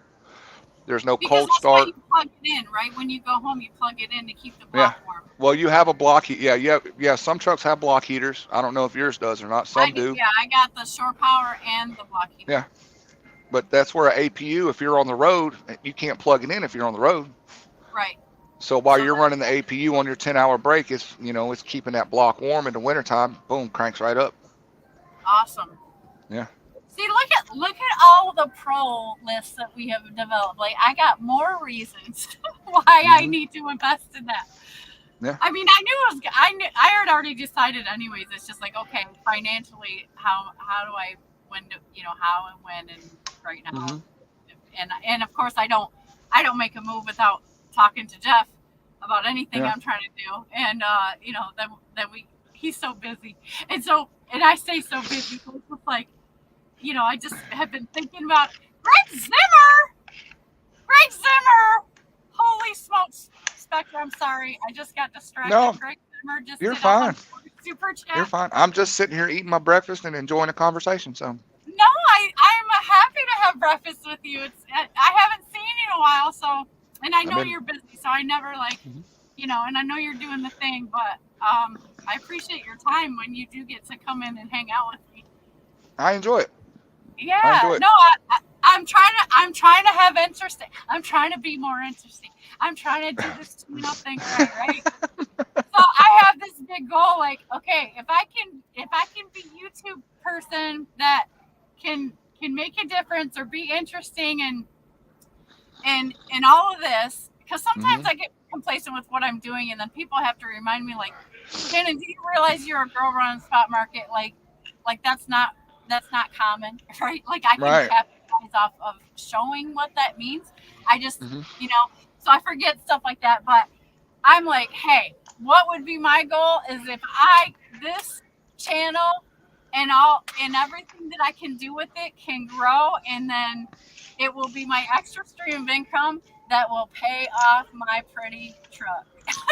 Well, you just gotta trust the process, So and so it's like I'm trying to learn all this stuff, and it's I'm a pretty technologically savvy person, but when you get in this whole world, like you probably know that, like everybody wants you to do videos, and you're just like, oh my god, it's so right.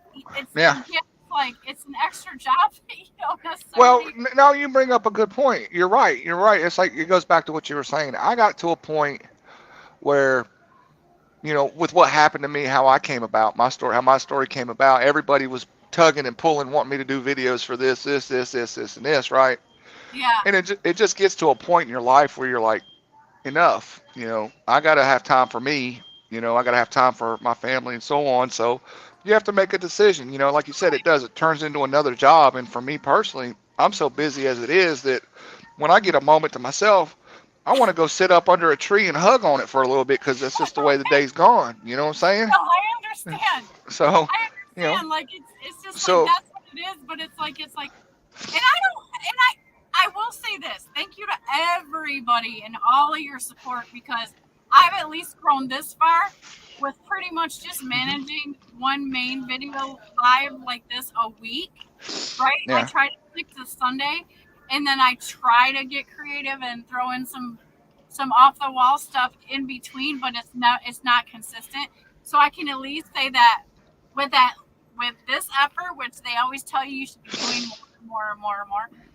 Yeah. I've been able to grow and get monetized with just as much as I can do, right? So that's okay. I'm appreciative of every single person. And so if I can do more, which my schedule doesn't allow it because this girl works really hard, then maybe I could reach that point. But I'm trying. I'm trying to learn. No, you'll get there. Well, see, I noticed some of the other guys have started making some comments, and I will tell you this: a lot of them are right. And I'll tell you, here's another benefit to green right now. Because green is kind of hitting the market big time in the last year to 2 years. All right. And Jeff might be able to help you walk through this of how to do it. Green will sponsor you. And they potentially could, if they like you, put an APU on your truck for free. Hey, I'm the girl for that. I'm just saying. And they're not far from you up there in Michigan. They're just over in Chicago. I think it's Joliet. That's where their headquarters is at. That's not far. That's in my neighborhood. Yep. So Jeff may be able to help you navigate that, but I will tell you, I know 2 people in our sector, I'm not going to put their names out there, who they have done that for. Really? Yes. Because that's even better for a small business owner, right?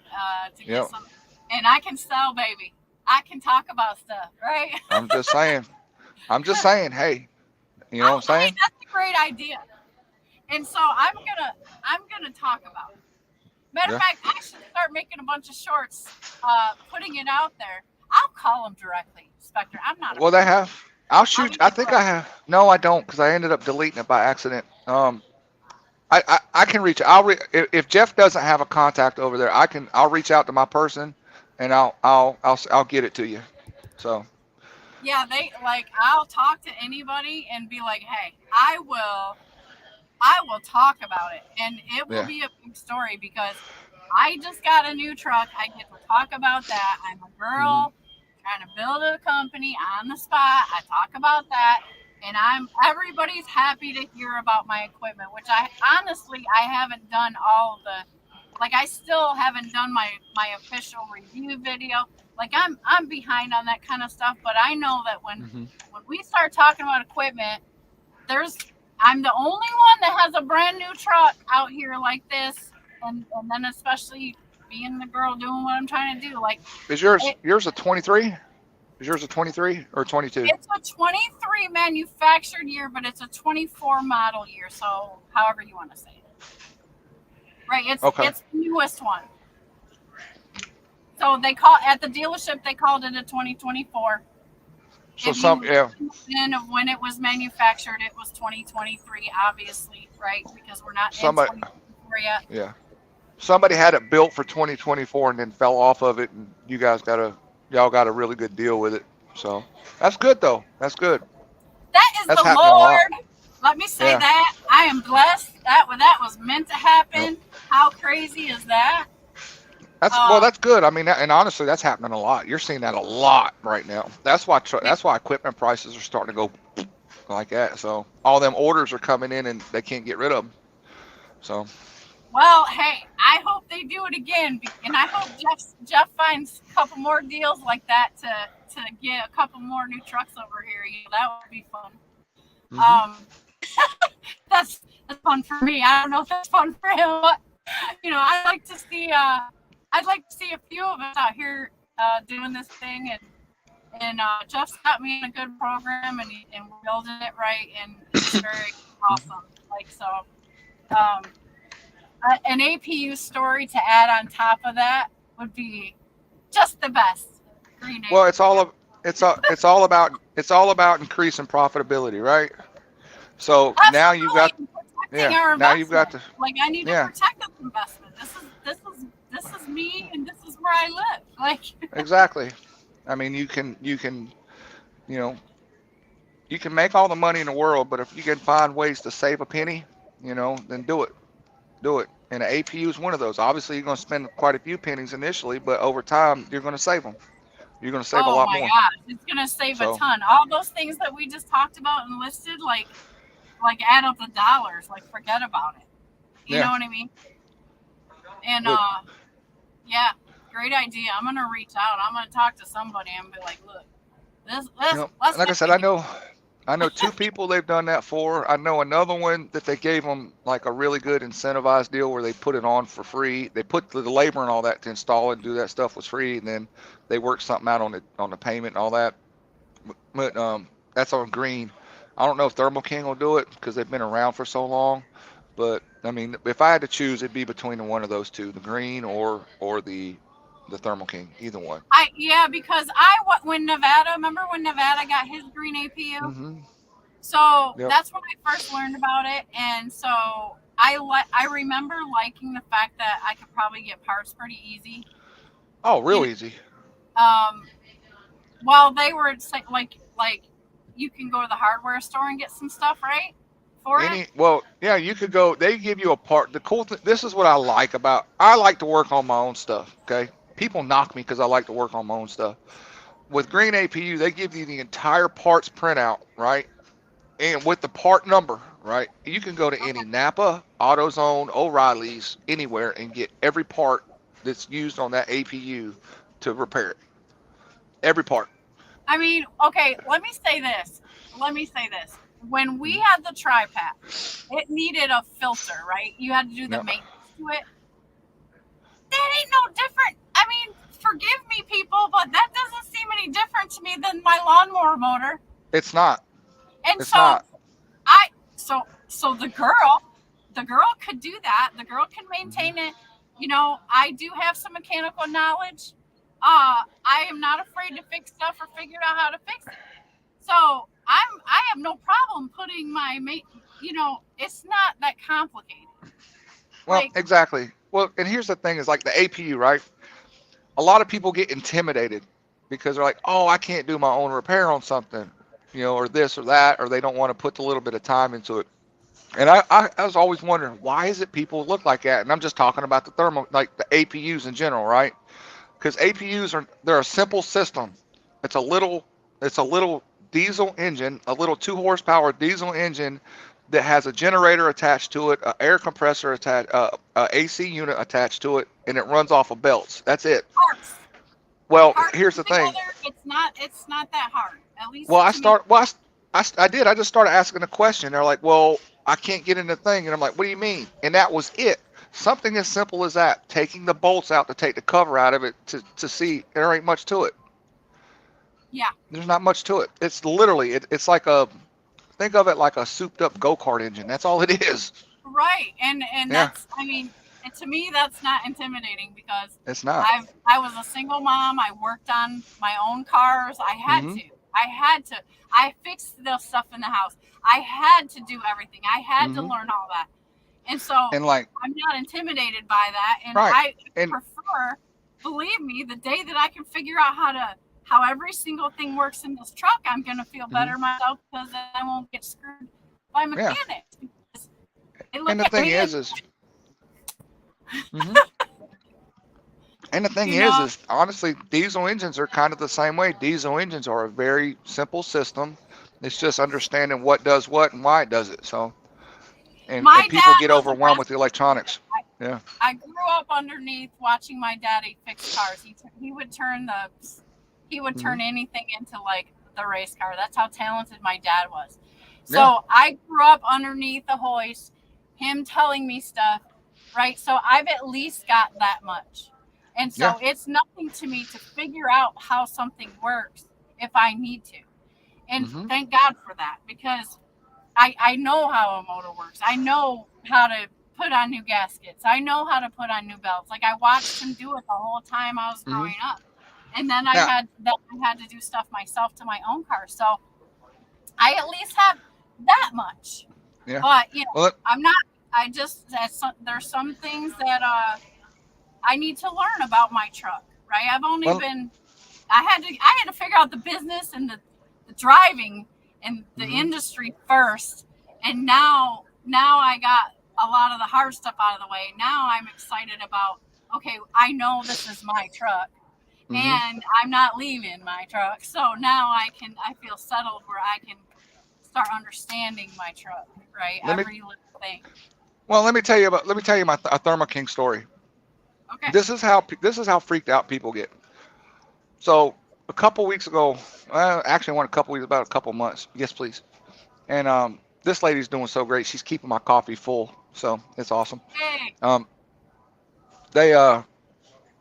My APU was having a hard crank, right? And I'd get that little triangle of death and all this stuff. Well, everybody knows when you first get that triangle of death, it's either you got an alternator problem or you got a fuel pump problem or something like that. Yeah. Well, most people will freak out and they go to the shop, right? Because they don't know or they whatever. This is how easy it is to diagnose these things. Literally, if you have a light tester, you can check it with a light tester or even like a voltmeter. Voltmeters are easy. It's like two little prongs. Boom. Is it generating energy or not? The fuel pump on the Thermo King, it literally, it's a little 12 volt thing. It just plugs in like you have in your in a fish tank is essentially what it is. It's a little 12 volt thing, and it bolts right to the front cover, just on the inside of the front cover, and it's hooked to the fuel filter. That's all it is. That's all it is. But yeah, right? Yeah, but you take it to Thermo King, and they're going to charge you the cost of the part, and then they're going to charge you $200 to diagnose that same problem, and then they're going to charge you $300 in labor. So for a part that costs $50, you could take out 6 bolts on the front, plug that thing back in, make sure your alternator's producing voltage, and you're back in business. That's how simple these things are, but they try to make it seem overwhelming.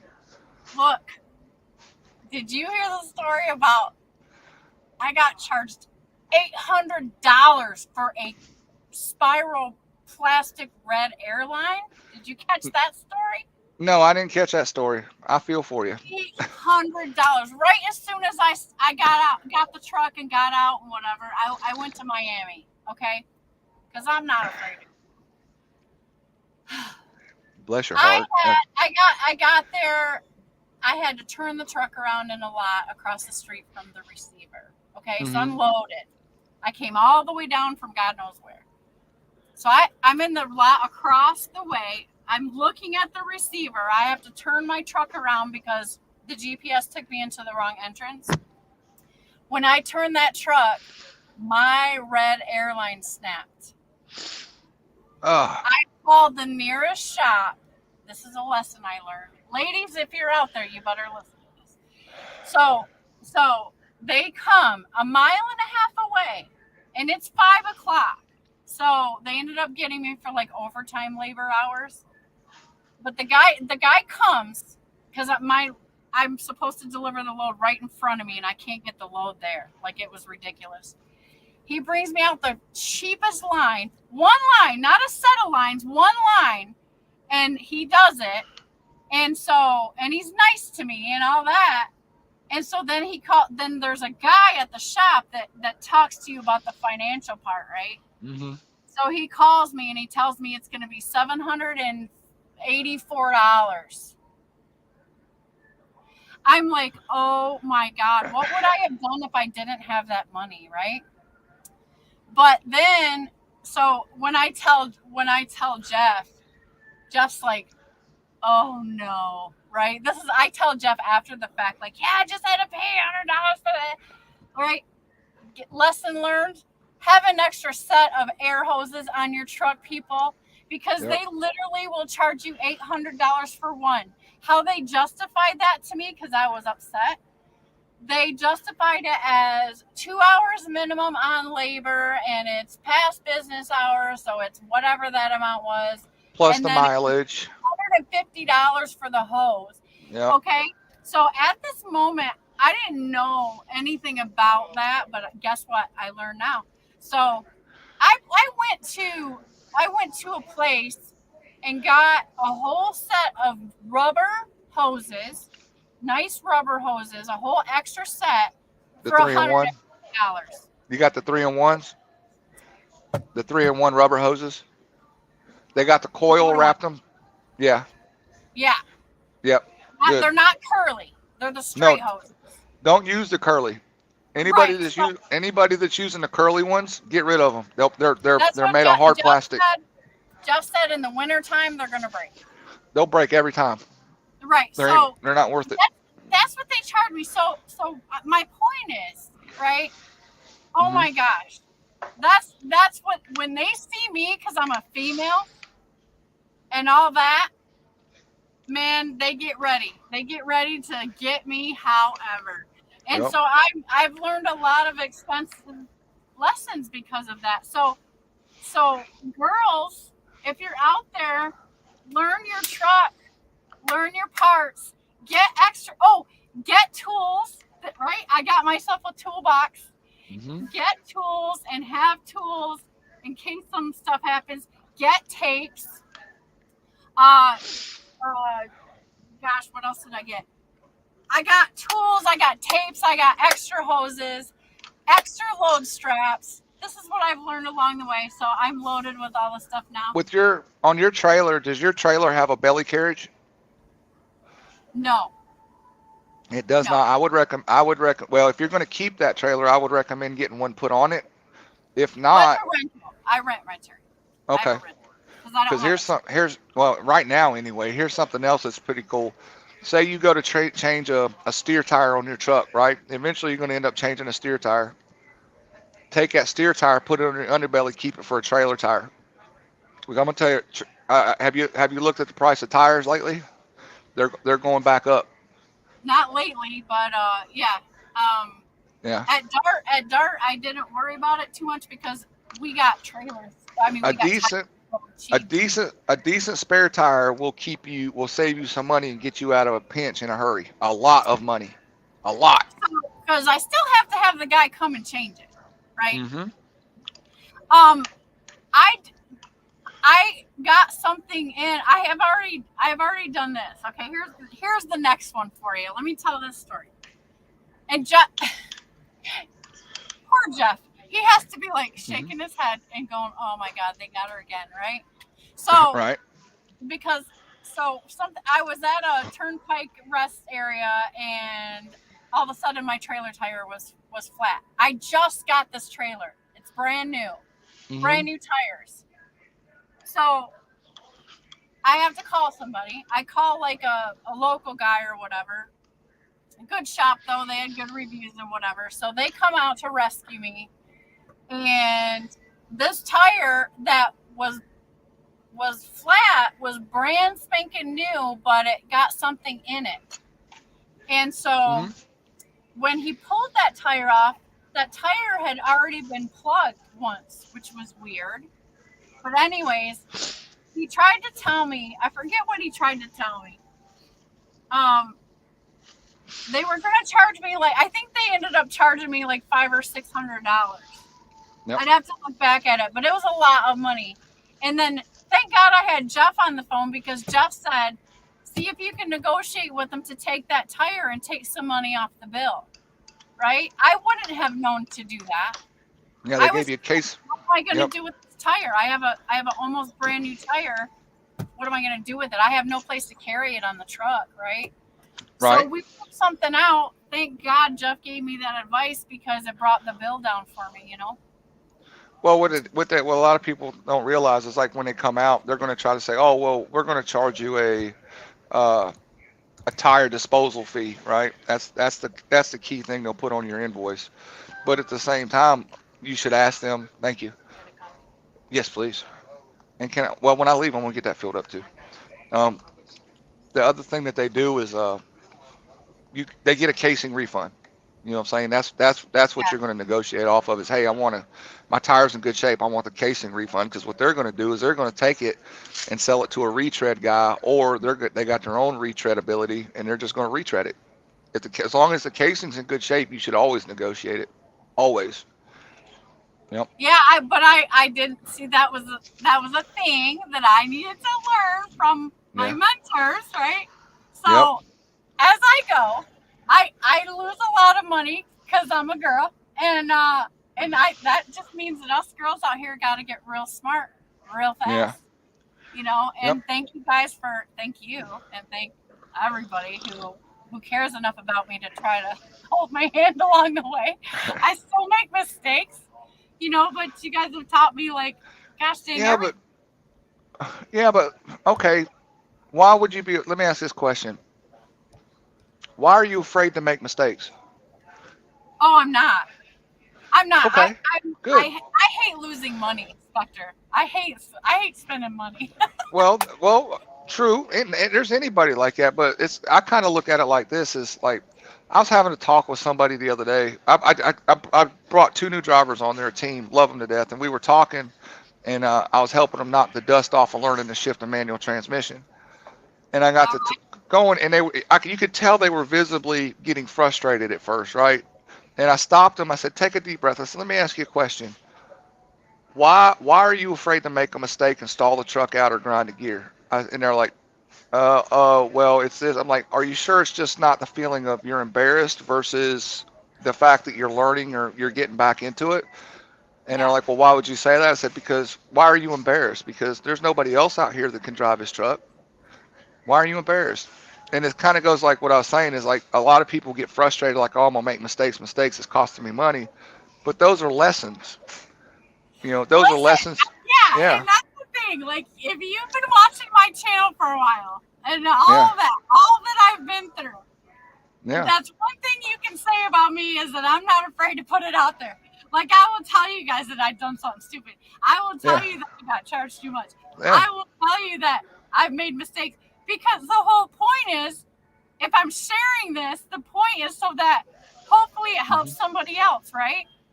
And I just happen to have the guts not to put it, that I'm not afraid to put it out there, because I do make mistakes. I do get charged too much money. I do learn through whatever, but, you know, that's what it is being a female out here. Like, you know, it's a whole big industry, and Thank you. Because there's lots to learn, right? So I'm okay with I'm not a girl that gets embarrassed very often, okay? Is really what it is. So I will tell you, my biggest fear would be to embarrass Jeff or embarrass Snorlord, because they're my team, right? I don't want to embarrass my business partner. Well, it's one of the things you can't, you shouldn't even be afraid to really embarrass them, because they know where you're coming from, because they were you at one time, you know, and we get it. We understand that. The fear that I have, and I tell people this, the day that you think that you're not learning anything anymore, when you're You out gotta here go. driving these trucks or in this business, that's when I'm going to tell you, hang your keys up and just go. Yeah. Because even me, and I know Jeff, I know Snorlord, it's something new every day. Every day it's something new. And, and when you And feel like you're the not to world that point, changes, right? So we're all, exactly. it's never gonna Like, stop. right. It's Like, for instance, I guarantee you, you talk to Jeff and Snorlord, I guarantee you, and I'll tell you firsthand, I thought I had everything smoothed out, lined out, and I had my company working like a well-oiled machine, right? COVID hit. Bam. Oh, crap. Now what? And I had to figure out how to get through that. We figured it out. Now we're coming out of it, right? And now we got this huge slinky effect going on with the market, freight, yeah. equipment pricing, drivers, so on and so on. It's like this. Now it's like, oh shit. How are we going to get through all this crap here? You know, you got parts prices up, you got labor up, you got all this up, and it's like it's something new to learn to navigate. And they're It lessons. is, and They might, that's why I think that if you're not tenacious, if you're not a fighter, like yeah, go home and get another job because this is not cut out for everybody. no, You gotta it's have not. something in you that you're gonna fight for it, you know. Mm-hmm. Yep. And that's really what I'm in love with You're right, about it, 100% right. you know. And I love it. Yep. And so just having each other to talk about or argue with each other, whatever it is, like it's such a great community, and that makes it even better, you know, to me anyway, Yeah. as a student. See, Greg Zimmer's also thinking the same way I think. I watch other people sometimes, and I hear about their lessons because I get to learn from their lessons. No matter how much it costs them, I'm learning for free. You know what I'm saying? Right. So, You know, and that's it. Like, that's what I tell girls: get an extra set of hoses. Yeah. Everybody have an extra set of hoses because they will get you. yeah, And you know, all of those kind of things that slip through the cracks. Like, you know, I'm learning, and this is like you might not think about. I didn't think about that. I never thought I would bust a hose just for turning my trailer around. It just got caught just the right way on my chrome thingy that covers my tires. See, there it is, your chrome thingy. What's that? What's a chrome thingy? You know the thing. So the called. I did this last time with Jeff, and me and Jeff are both like, what are they called? The thing that, like, okay, is it a wheel guard? It's on the driver's side, front of the wheel. It's my chrome, like a mud on the front. What is that called? Your fender guard. Yeah. Where's it at on the truck? Is it on the steer tire or the drive tire? It's on the front of the drive tire. It's on the front of the drive tire. It's my chrome thing. Your fender. Yes. Okay. So, so my hose was just hanging a little bit too low right there. Yeah. And it must have caught just right. And I popped it. Well, see. Worst possible spot. Get you some of those.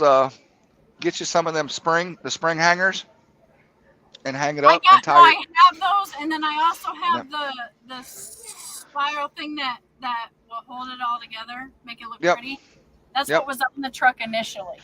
Well, that's like if you like and is just a little bit too long. Yep, you don't want that. You don't want them hoses touching anything back there if possible. So. Right. So that was another thing I learned too. Like that's of importance. I knew the importance of checking my hoses in my pre-trip and making sure that, you know, whatever. Yep. But I didn't, you know, maybe I didn't think about that or really look at that. Think that could happen, right? So it costed me $800 lesson. Yeah. Well, most people won't think of something that small because you think, oh, you know, it'll never hit it and stuff, but they don't realize that even the ones that are plastic back there, the quarter fenders that are plastic, it'll cut them hoses in a heartbeat. You know, it just will. It's like a knife. So what I've learned is that we want those things high where that is preventable, right? Yep. And so Man, and things that have cost me time. Like I didn't have a snipper pair set of cutting pliers in the truck to cut these little cable seals, and sometimes I'd go to these strippers and they're like, "Well, aren't you going to cut the seal?" I'm like, "I don't. I just drive right here, right? Like I don't have any tools like that." And so then it would take an hour and a half for them to. Somebody took their things, and I've been through all kinds of stuff like that. So I've learned to get cutting pliers. I've learned to get a pry bar to get the nails out of my wood floor of my trailer to save me time because they're not going to do it for you. My extra hoses, I got a hammer because I know that in the wintertime I'm going to have to beat on some brakes maybe to break some ice off my brakes so I Get can your 2 pound, yep. Little there's 2 pound sledgehammer. Yep. Money. Save time is money. So not only You got a torch, a little butane I torch. don't have a torch. What do I need a torch for? Well, that can, like, if your brakes get stuck, that could come in handy too. If you got to make a quick electrical repair, you can use the torch to put shrink wrap on what you repair and heat it up, and that way it seals it. You don't have to go back and do it again. I've used my biggest thing I've used torches for is basically to help me unlock brakes in the wintertime because I run in the cold. I do. I just run in the cold. Brakes lock up. It happens. If I can't get it loose with a 2 pound sledge, I'll take that torch and I'll heat the drum up and the brake thing right there up, and boom, pops right off. So I don't have a torch. I will get a torch. yeah. I've only had it happen to me one time in all the winter driving that I've done. I've only had a lockup one time, and man, I had to get down under there and just as hard as I could, man. Right. And then finally, after about and here's 6 minutes, I got it to bust loose. Well, and here's another thing that a torch will help. Yeah. Well, this is, Yeah, I don't know. now I don't know if you're going to want to go. I don't know if you'll go this deep with a torch, but this is also something else a torch comes in handy for. Say you blow a tire, a trailer tire or something. I have had guys come out to replace my tire because they blown and they didn't have a torch. And we're out there trying to move like the spring hanger and all that stuff from where the tire cap caught it and pulled it into the rim and everything. I bought a torch. I did. That's the main reason I got the torch I got, because I was like, screw all this. I'm going to heat that sucker up or I'll cut it off. And I found one that'll cut steel if I need it to, so I could just not even have to worry about the tire guy doing it. Cut it off and boom, I'll worry it down the road. So. No, see, that's good stuff. That is good stuff. That's why I watch some of the diesel mechanic channels to try to just, kind of understand, because they will show you tips and shortcuts and things like that. I heard Big Face Trucker today. He put up an update video today, and he said something about using pantyhose. He keeps pantyhose on the trucks in case he has to use it for a belt. Do you know about that? No, I probably know once you start describing it. I mean, he didn't describe it. He just said, "Did you know you could do that?" He goes, "Well, so I keep some on the truck in case I need to use it if a belt breaks, so he doesn't have to tow the truck." So, well, I mean, you want to know how easy it is? Yours is a Cummins. You know how easy it is to put new belts? I carry an extra set of belts. All right. All you need is, look, this is what you need to change the belts on any truck, is a 1/2-inch drive ratchet, an extension in the belt. That's all you need. Literally, the tension pulley, and then yep. Like if you blow a belt there's one of two reasons a belt's going to go. One, the belt's just old. Two, the tensioner pulley is out. You're going to find out one or the other really quick. So, but in order to put the new belt on, you put the 1/2-inch ratchet, you pull the tensioner pulley, and you just weave the belt through, and you let it go. That's it. I've watched my dad do it 100 times. That's it. Rather than calling somebody, and if it's a tensioner pulley, you're going to find out when you put the new belt on and it throws the new belt off. You're going to find out real quick. Right. So I've seen that too. So, well, it's yeah. easy. So it's there's so much to learn, and then we have technology, right? And that's always going to keep changing how we do our job. Well, that's how other people make their money too, is they make these trucks so technological, sensor this, sensor that, sensor this, sensor that, and it's like, okay. It's too much. Yeah, it's a lot, but there's never any shortage. You can never be the guy that knows everything, Right? That's true. That's the point. Yep. Snorler says, when I was a trainer, I knew it was important to project calm to the trainees. Some trainers don't do that. Oh man, I've seen some crazy stuff that's happened with trainers because they're not in self-control of themselves. Tolga's in the house, Dodie's Paige is in the house. Snorler says, no need to feel embarrassed.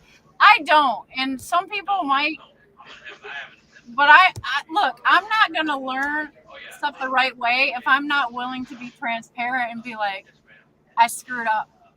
And what's cool is in the community, somebody will say, oh, I've done that too, right? So it's kind of somebody has probably been there.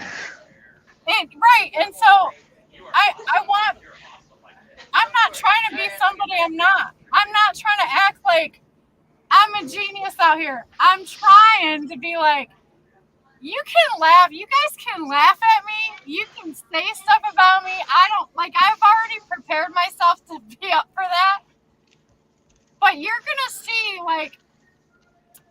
see and actually watch me walk through my mistakes and talk about my mistakes.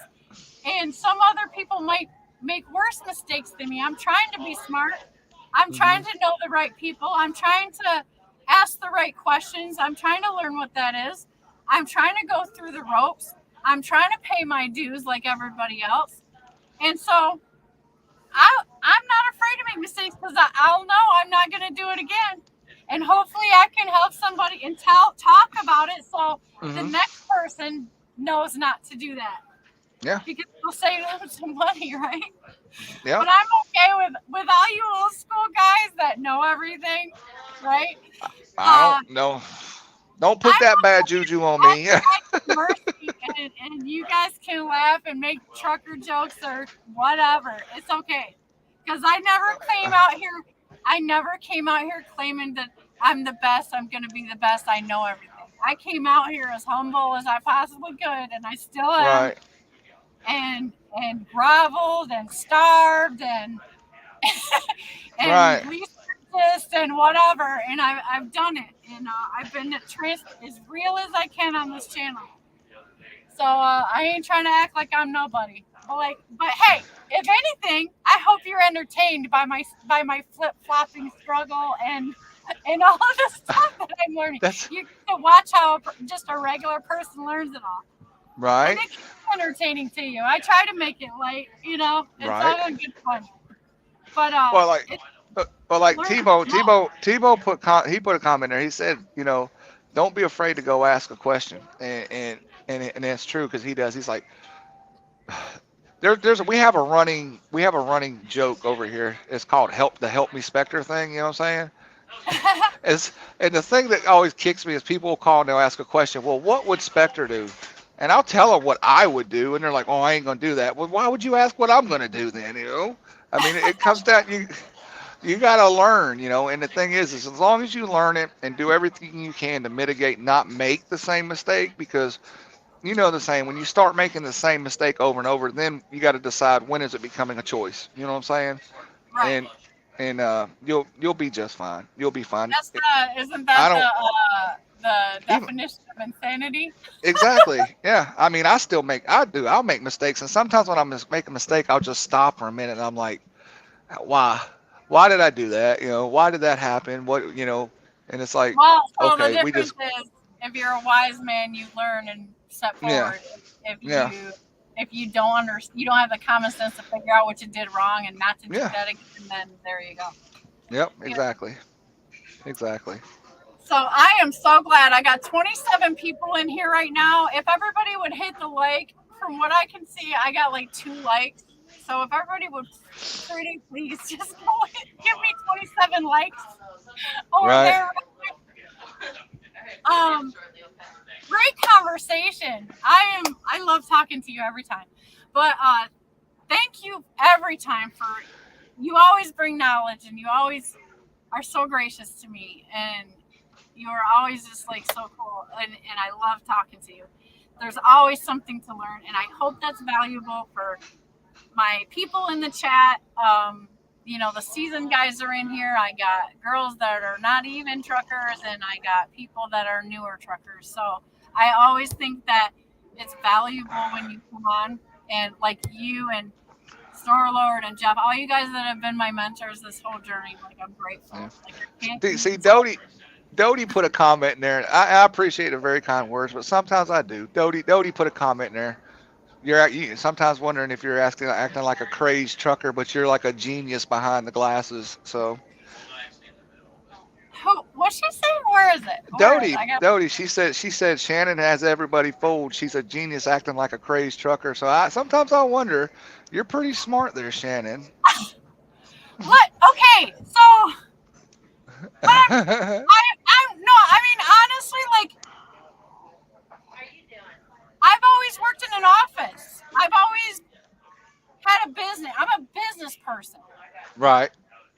And I'm bringing this industry attracted me because I understood that Numbers. this was a place where I could bring my skills and my gifts and be able to use my gifts, because that was stifling me in my previous jobs.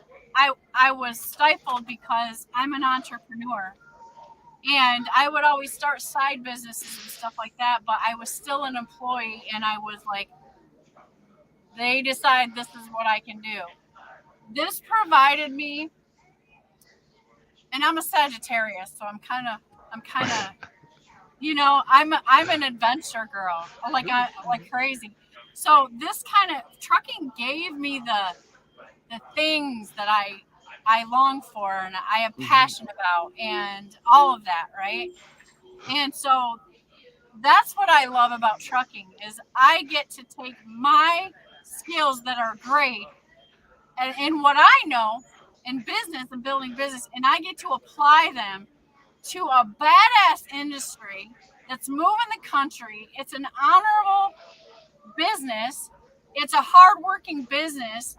It's cool. It's expensive. It's a challenge, and it's an adventure. To me, so I still have to learn how to take what I have, maybe some of that's smarts, maybe some of it's whatever, but take what I got and I want to bring it to trucking. And I want to see what I can do with it. So, yeah, I can be smart, but I can't be a genius here. Like, I am a student here. I know things about this other stuff that I can share with you and I can bring to your business. I can do that. I do know a lot. I am smart about stuff. But this is where we meet and we can build something great, right? I have something to offer you, like you have something to offer me. So that's what I got. I'm still the little student because there's so much to learn, and everybody, all of us at some level should still always be the student of each other, right? Absolutely. So, Dodie, but I'm definitely not a genius. At least. Well, keep doing what you're doing, and you are going to be miles ahead of everybody else. You're doing just fine. So keep doing what you're doing. Thank you, Spectre. And I don't have time to waste because this girl's got big dreams, and I'm already a nana, and I got all these grandbabies coming. I don't have time to waste. I got two myself, and I'm like, holy smokes. So yeah, I get it. Yeah. Well, I only had 4, Spectre, and I have 3 daughters, right? Now this year they all get pregnant at the same time, so 4 just turned into 7. Oh wow. So my oldest one is due here in October. That's when the first one comes, the first newborn. The second one, my middle daughter, is having in December. They're 8 weeks apart, my daughters are. And so then the third one is coming in February. We're going to have like triplets, right? Holy smokes. Newborn babies. So it's crazy. And so my team keeps growing. My blessings keep getting bigger. And so what's my responsibility in that? I have to provide for all that. I have to be ready. I have to be ready for growth. I have to prepare myself to lead. I have a lot of work to do on myself. Yeah. But that's what it's all about, you know?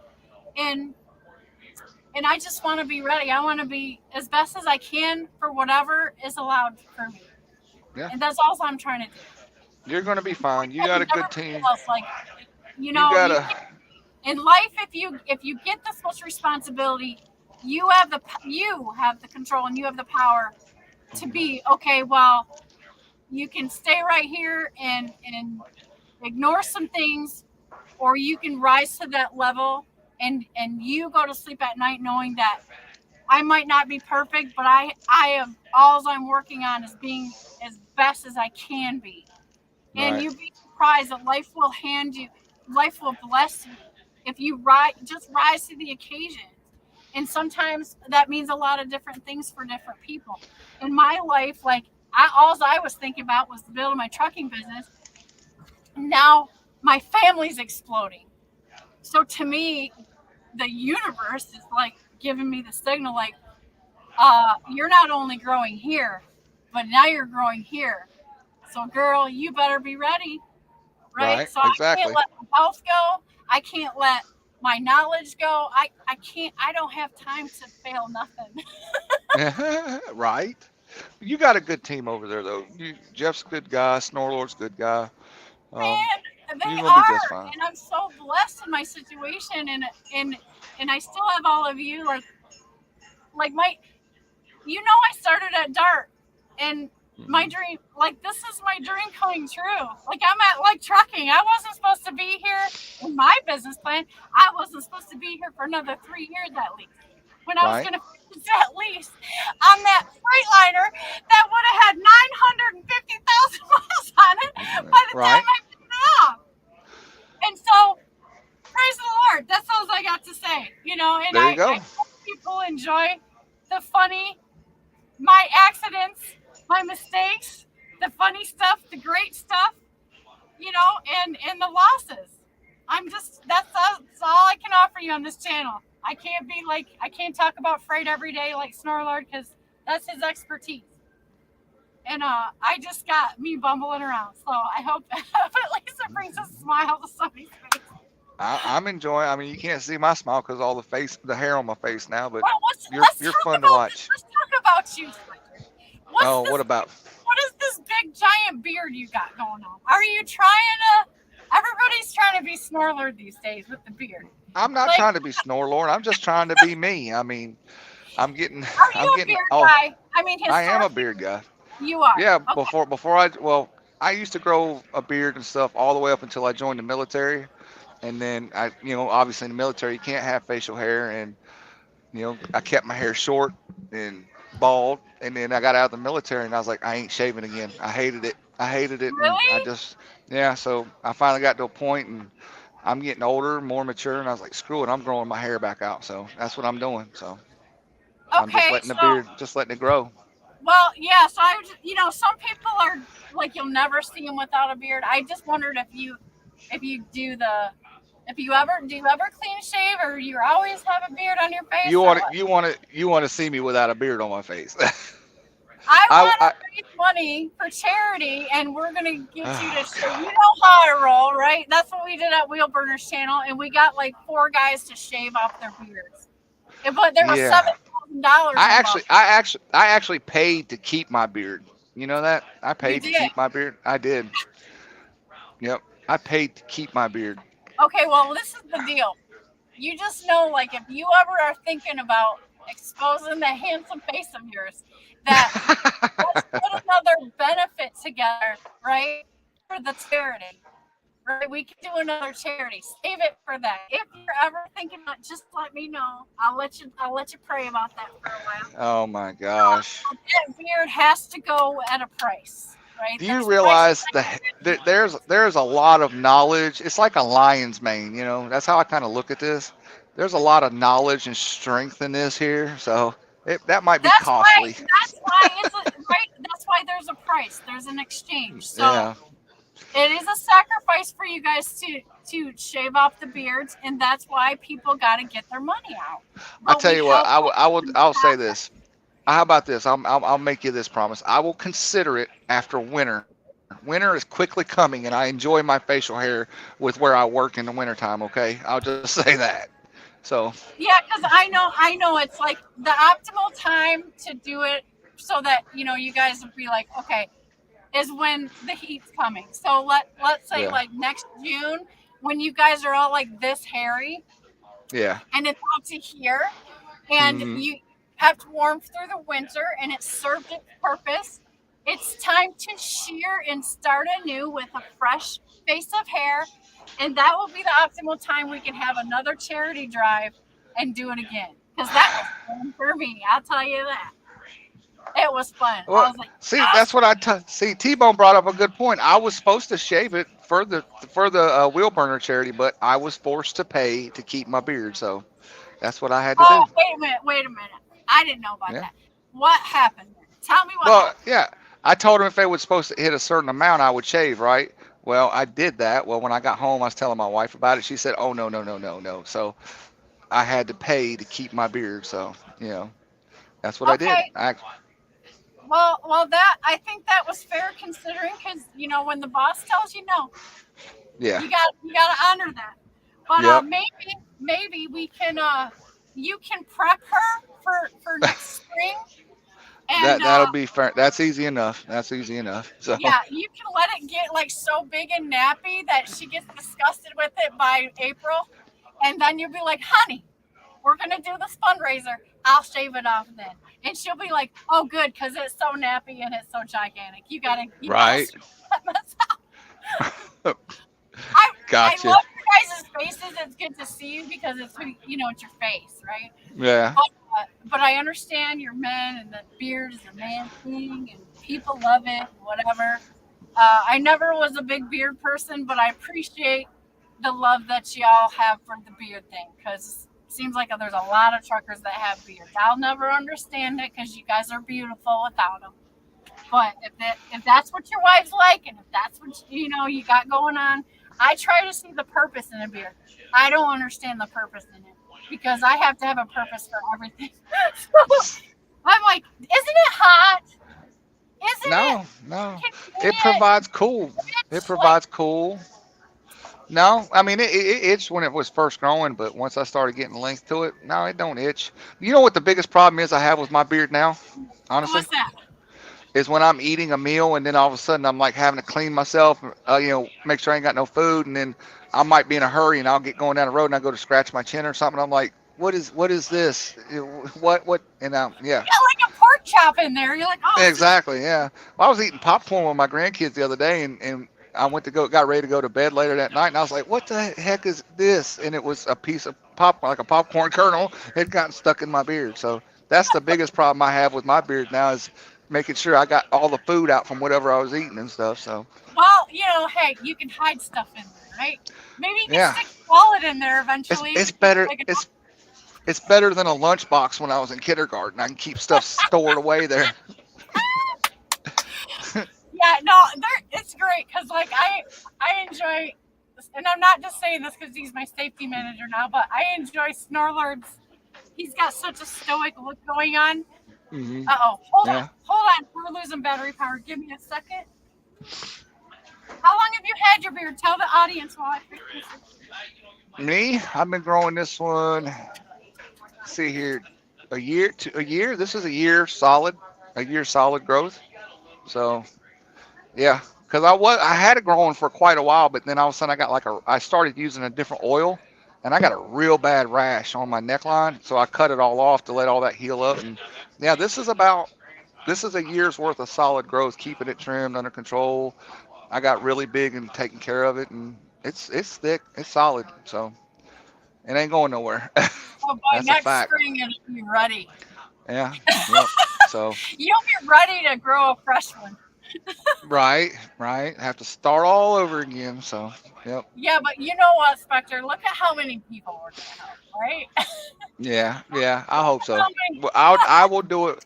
I will do it for a good cause. So You it's have gonna to, be but costly. you have to prepare the boss starting in like January.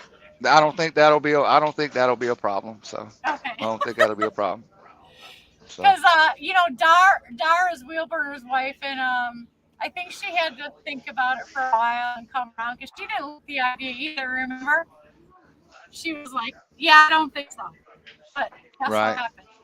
We hit $7,000. Yeah. $7,000, Yeah. and beards came off.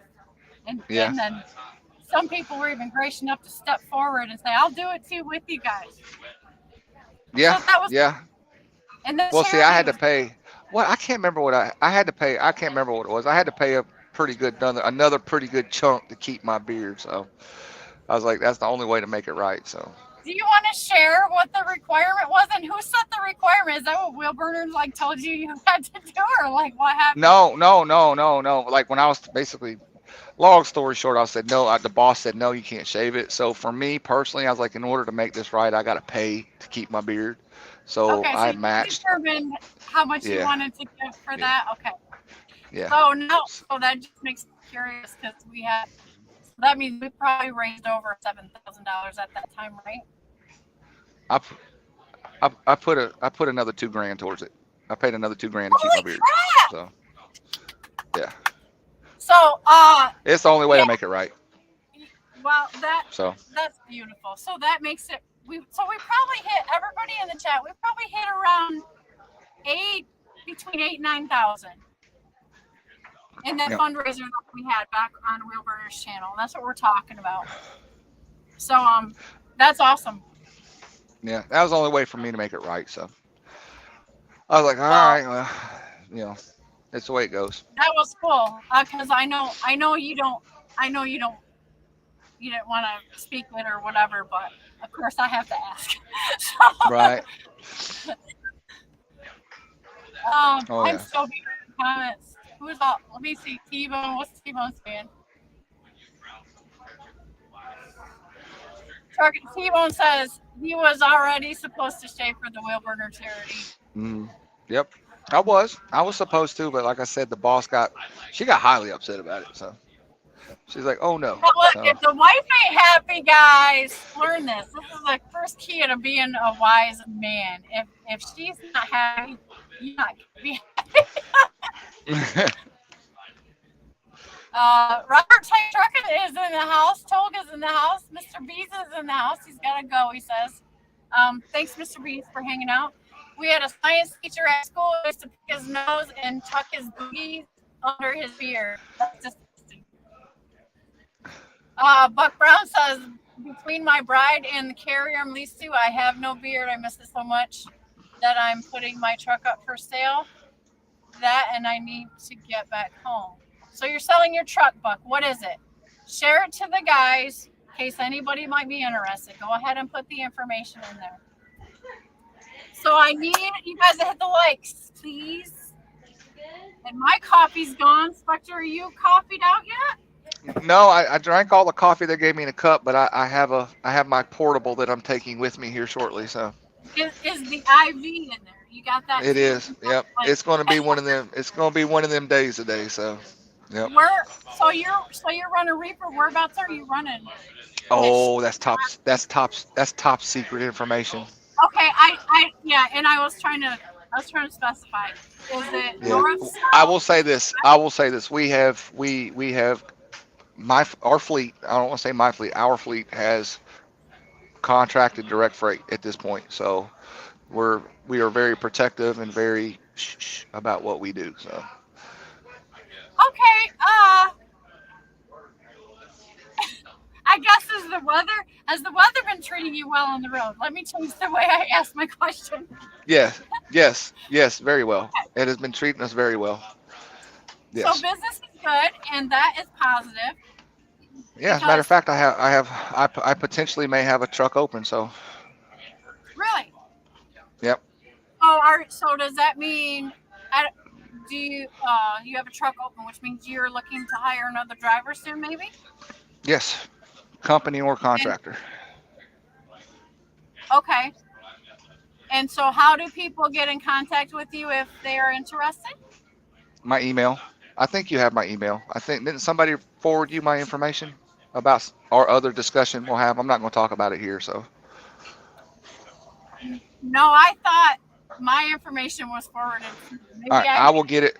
I will get it to you, but they can email me spartandirect@outlook.com. That's the easiest way. So. Smart Direct. Say it again. Slow. Spartan, SPARTAN direct at outlook.com. That's Okay. the easiest way to get hold of me. Okay. If somebody wants to put that in the chat real quick. They got to be able to drive a manual. It's a manual truck, the one that'll probably be coming open. So there you go. That's important. Yep. If anybody's interested, contact Spectre. From what I understand, they got a great, big, awesome team over there, and they're surviving in this market, which I won't call it a down market, and it might be. But from where I come from in trucking, I haven't seen anything more than this ever. So I'm not spoiled yet. So I'm doing just fine in this situation. Yep. I will say this, that we've got to a point with what we're doing. We are running, and T-Bone can confirm whether I'm using the right words. We are running in a very narrow lane that is very profitable and very high paced. We'll just put it that way. I love it. Because that's great, right? I got a couple of good things going on that I can't really share either because I have to protect it. And that's why you hear me say, like, what I can say is that my relationships with my brokers are paying me back, right, for what I've invested in there, all that time and lower rates that I invested in those relationships. Now I'm starting to see the fruits of that. So yep. I'm grateful for that. And so what I do say is that, hey, guys, anybody who's struggling, build some relationships. Our relationships, business relationships, will get you over the hill. Exactly. Yeah. And I'm excited for our company too, because we're growing in a whatever. We're growing and I think it's in DIY. Like, gosh, everybody that we kind of have around us is doing well. See, that's the other problem, Shannon. See, if I shave my beard, then I can't do this. I've gotten used to doing this when I'm thinking just.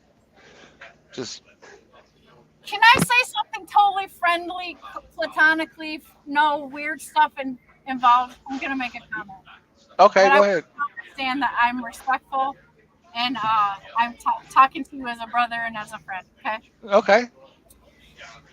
In my opinion, which matters not. I think the best beard look on you, forgive me, but I'm just saying this as friends, in my opinion, and it doesn't matter. But my opinion is that when you have it short, and I think I feel this way about all of your beards, okay, so let me just not make Spectre feel all weird. I think all of your beards, with exceptions of probably Snorlord, because he's got that thing going on. I like the shorter, groomed right to your face. Right. I think that all of you guys look the most handsome when you have it like that. When it's lined up and it's shorter to the face and all that. Yeah. When it looks all soft, right? This is why. This is probably a girl thing to say. When it looks soft and touchable and nice and trimmed and clean, no no craziness. I don't know. I'm blushing. because I've seen you with it like that. Yeah. It looks great. I'm not saying the beard you have now. No, you're good. You're good. I'm not you're saying good. it. But that way looks, and I say that because it does show your face, but you still get to have your beard. And I would say the same thing like Wheelburner. I know he can rock the big long beard, but he has a nice face too. And I think the shorter beard, Dar might disagree with me. That's her husband. So she likes his long beard. But I will say this for Wheelburner, because I love him too. I like the little short, version of the beard, because it just looks under control. It looks like you got everything under control, and that makes me because it's not out of control. These Right. big, crazy, fuzzy beards sometimes that you guys let go out of all crazy. Right. I feel like something's out of control there. Something's unbalanced in his life, so we got to watch him. Yeah, Right. and it sticks out at me because I love order so much, right?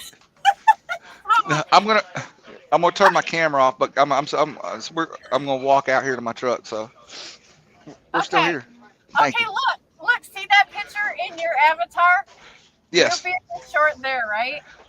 I think I actually had a goatee right there. That's all I had. Okay. Well, that's a cool picture. But anyways, I love that. I love that you guys love your beards and you like it the way you like it, and I appreciate that. And it's all good with me. But I would just tell you that my opinion, and it doesn't matter, is when you guys got things under control. It's a beautiful thing. You guys are all handsome with short beards or no beards. So there's not been one person that shaved their beard where I was like, oh no, he needs to grow that beard back on.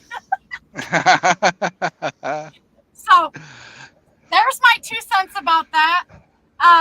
But it's all good. I love everybody's different colors and flavors. And you didn't get off camera because that was making you feel self-conscious or anything, did you? I hope not. No, not at Okay, all. so I appreciate everybody for their colors and who they are and all of the differences. I am absolutely in love with all you guys because it's so different and wonderful and adventurous and great.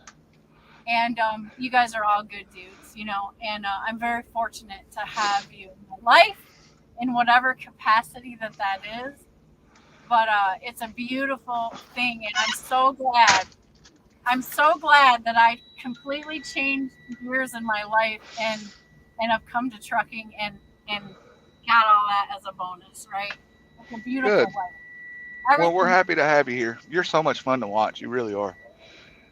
I hope so, because I don't know sometimes. I'm like, you start looking at views and then you start watching all this YouTube stuff where they say, oh, blah, blah, blah. And then you see these dummy videos that get money.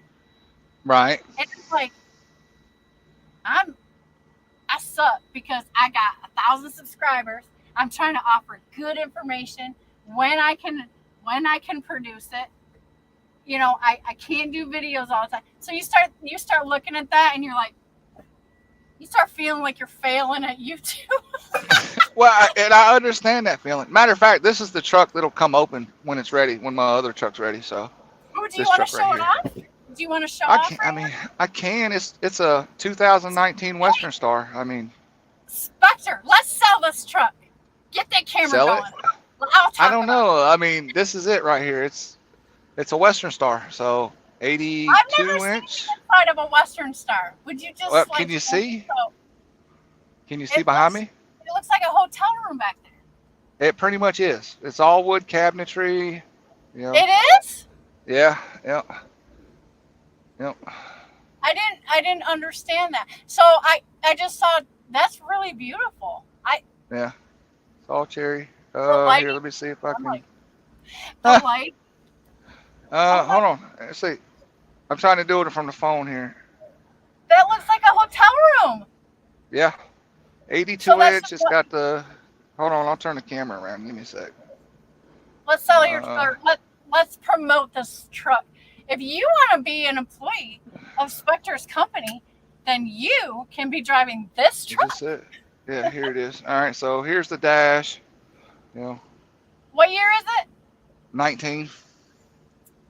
Okay. It's got a 13 speed in it, so you got to know how to drive a 13 speed. I can train, so. Are you willing? I don't know if I want to get out. Of course you are. Yeah, I don't know if I want to get out and show the outside yet. I mean, it's not that the truck's bad; it's just what's around. So. That's okay. You don't have to. But yeah, that's his. CB says that's his dream truck. This one? Yeah. Yep. And Six Semper Tyrannus follows up on that comment with, he doesn't have any panties on. Me? Oh, I got panties on. Oh, 6 separate Tyrannus, but he's not. He don't got no oh, panties on. yeah. This is actually, I bought 2 of these trucks at the beginning of this year. Actually, both the 2 trucks I bought are 1 digit apart as far as VIN number goes. I got the other one filled. I'm probably looking to fill this truck, and then what I'm gonna do is I'm gonna step back to the truck that started it all, my Freightliner, and then my hood if I want to drive it, and then put somebody in this truck and either let them purchase it as a contractor, just like T-Bone or any other contractor I got with me, or company drivers. So Okay, so yeah. because I have some friends, I'm gonna ask you already what I need to ask, and I'll ask it for anybody else who's Yeah. watching. Your insurance company is going to have certain requirements as far as driving experience and etc. So what are 2 those? years minimum. 2 years minimum. I go through all the background checks and all that stuff. I do. My checks are pretty extensive, but a minimum of 2 years experience, and then of course I evaluate based on your PSP, your MVR, all that good jazz. I mean, I'm not any slouch when it comes to hiring. I'm very particular. I know what we're doing over here. Like I said, it's very hush hush. We're very protective of it. It's very profitable. Um, so we're looking for the right people. We're not just going. I mean, it's too easy to hire drivers nowadays. It really is. There's too many drivers. It's all about finding the drivers that want to give you the commitment, because either way, if you're doing it as a contractor or if I hire a company, I'm making an investment. Not I that's what I expect back, is the investment to be returned back into me. So That's what I'm afraid of when I get up there. yeah. I evaluate my heart on where I want my business to go, right? And then I Yep. see what other people go through with drivers, and then I'm like, is that what I really want to deal with? Yep. Right? And it's a big thing, right? So I understand.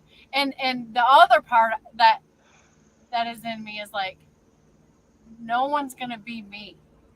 No Yeah. one's gonna do this as well as I do. So am I gonna be able to sleep at night with that? Oh, that was hard. That was hard for me to get over when I first started doing this. And there are some times where I lose sleep at night till I get confident, especially if I bring somebody new on. It might be a little bit, and then I ease up on it. It's like, okay, they got it. Well, they're good to go. but I think if someone's got 2 years of a pretty safe driving record, that helps, right? That takes away It does. the first 2 years of like, oh my God, it's a new driver, right? So I totally understand that. I totally do, because for me that would feel better, right? Yeah. And then hey, if anybody's got more than 2, at least if you've been out here 2 years, because I know that I've been out 3-4 years now, and I'm just now feeling like, okay, I'm a truck driver. Right. Yeah. I got this. Yeah. And we do primarily, our fleet's all reefer fleet now. We do have dry vans hanging around still that we really don't use a lot. So there's that option. So, but as of right now, the plan is to fill for me. I'm gonna fill this truck, and then I'm gonna step back to the Freightliner. So, Okay, which will now, probably put me more in office. Not your hood truck, right? No, the Freightliner is the black truck that started it all. The truck that I was awarded back in 7 years ago, that I was initially awarded. Oh, I remember that story. Yeah. Yep. Step back to that truck and just let everybody else do their thing. Okay, now, so you still have the hood truck? I do. Yep. It's just sitting. Yep. She's just sitting right now.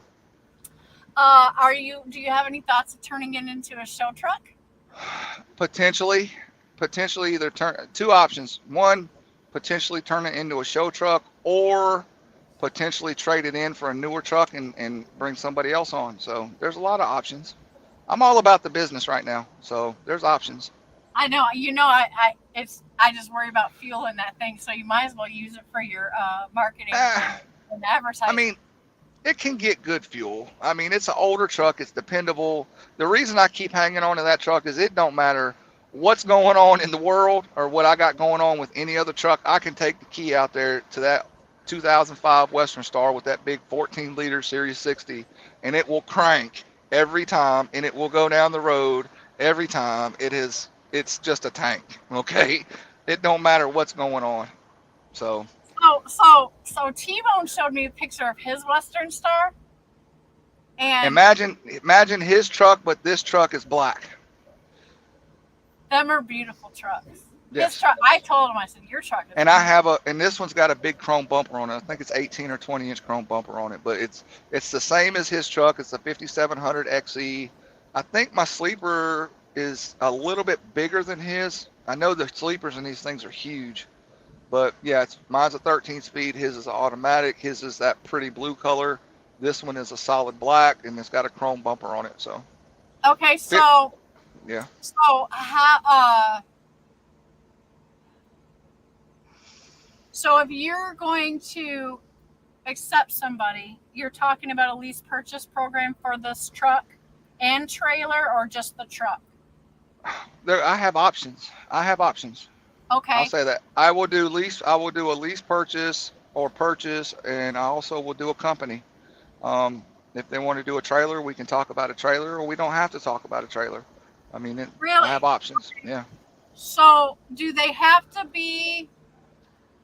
have 2 years driving experience or over the road experience? Or either or? I'm one of those guys. Okay, I'll put it this way. I am one of those guys that does not believe in more regulation than needs to be, right? Whatever is put in place as far as the insurance company I'm working with is their policy, that is my policy. I'm not going to add to it if I don't have to. Right. If the insurance company's policy is 2 years verifiable CDL experience, okay? Take that for what it is. If you've got a CDL that was 5 years ago, but you ain't driven in the last 2 years for whatever reason, okay, we can look at that, and I'll road test you and all that stuff. We'll see how you are. That's Okay. kind of the way I look at it. Okay. As long as I can verify at least 2 years of verifiable CDL experience, then we can talk. Because like some insurance companies want it to be long haul over the road, and then some just say, like I believe ours is 2 Well, years. define. Well, let me ask you this question. See, here's something else you can learn too.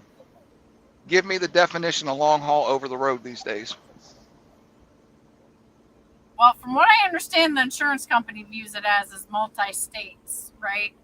Is it? Some insurance companies will consider regional work, right, within 5 states as OTR experience. And then some companies, I think ours at like trucking, just ask for verifiable CDL driving experience. So it doesn't matter. Exactly. FedEx, UPS, regional, whatever. You can't define long haul trucking except for maybe exceeding 500 miles a day, and most drivers do that, even if they're local. Okay. Huh. Yeah, I mean, it all depends on the insurance company, but I just kind of wanted to get an idea, so nobody tried to contact Spectre with like 8 months experience or nothing like that. He runs a very professional, serious outfit over there. I do. I'm very serious about it because not only is this your livelihood, but it's my livelihood as well. So I'm very particular. As far as region, CB asked what region, Midwest. If you're out of, I would say if you're out of Missouri, Illinois, Indiana, or even Kentucky, northern Kentucky, I'd say maybe even as far south as Nashville, you're in a prime location. We run a very tight area. Yeah. What about Michigan? Because T-Bone lives in Michigan, right? Michigan, yeah, T-Bone's right there as well. He's within shot. So I'd say because you're not far from T-Bone, from what I understand, and it's. No, I think I live on this side of the state and he lives on the other side, but we're like, yeah. Yeah. So I mean, T-Bone's in here. He can answer that one. I mean, I'd say probably, yeah, he's within a prime location too. So mainly those Midwest states, and then some of Michigan, a little bit of Ohio. You're right in our prime area. So. Okay. And so this is dedicated. I'm not trying to get in your business, but for the drivers that are trying to understand what they might be coming to apply for, this is dedicated and driving reefer trailers. Yep. So they're Yep. not going to be able to come to you and run spot market or go all willy. Well, I'm not going to say they're not going to be able to. If they want to, that's cool. They can. I have that thing, but I'll tell you this right now. We are doing far better with what we're doing than any spot market rate out there. Far better. Okay. And so how long do your guys stay out before they go home? As long as they want. I mean, I got some guys that stay out. I got one guy that just went home after 7 months. I got some guys that go home. They'll come out. They run 3 weeks and then they go home. There's me. I will run as needed, and then I go home. I mean, I go right through the house pretty much weekly, and then got some guys that'll run 2 weeks and go home. It varies. I don't put a thumb on it. They go home. If they're a contractor, they go home when they want to go home. It's their business.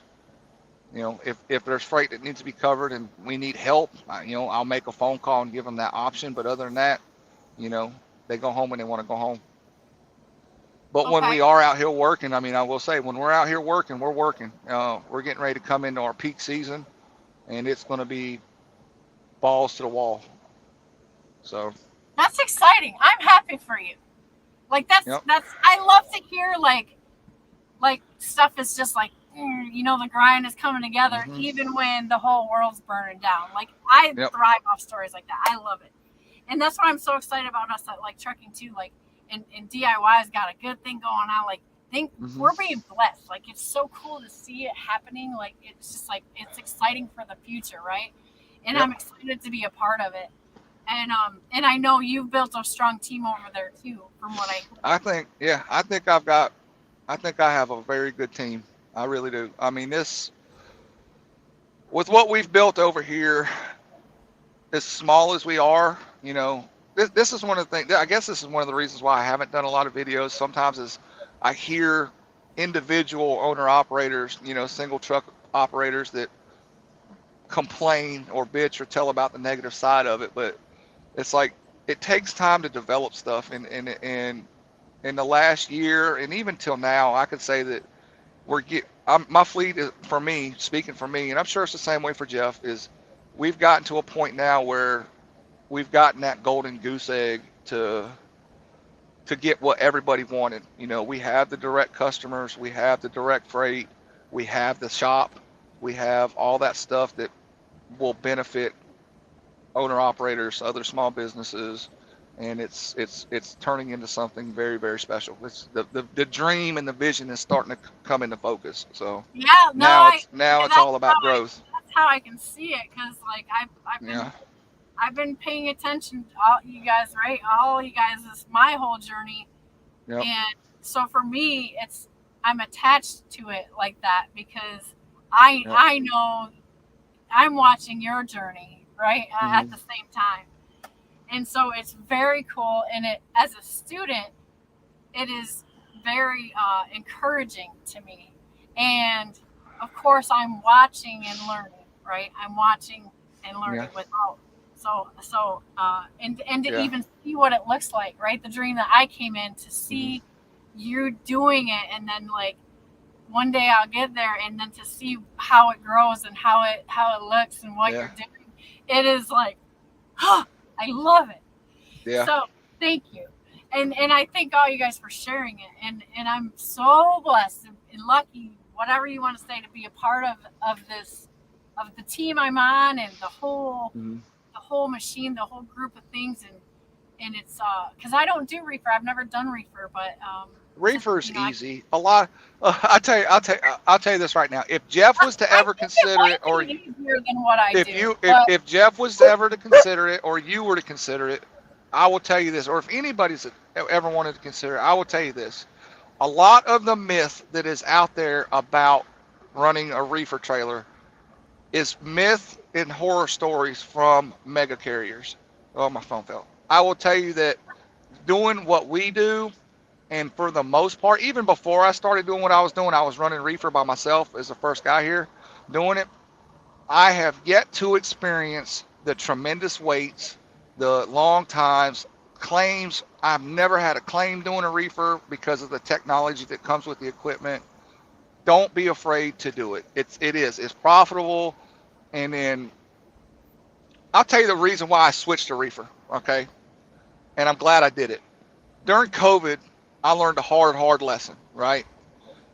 The dry van market was doing really, really good, and then it went kaput, right?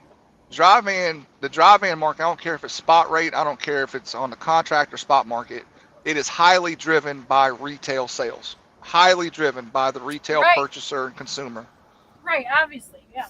On the other side of it, reefer has proven to be very, very, very, very recession proof. Even in the hardest times right now, reefer has been able to prove that it's highly recession proof. It's stable.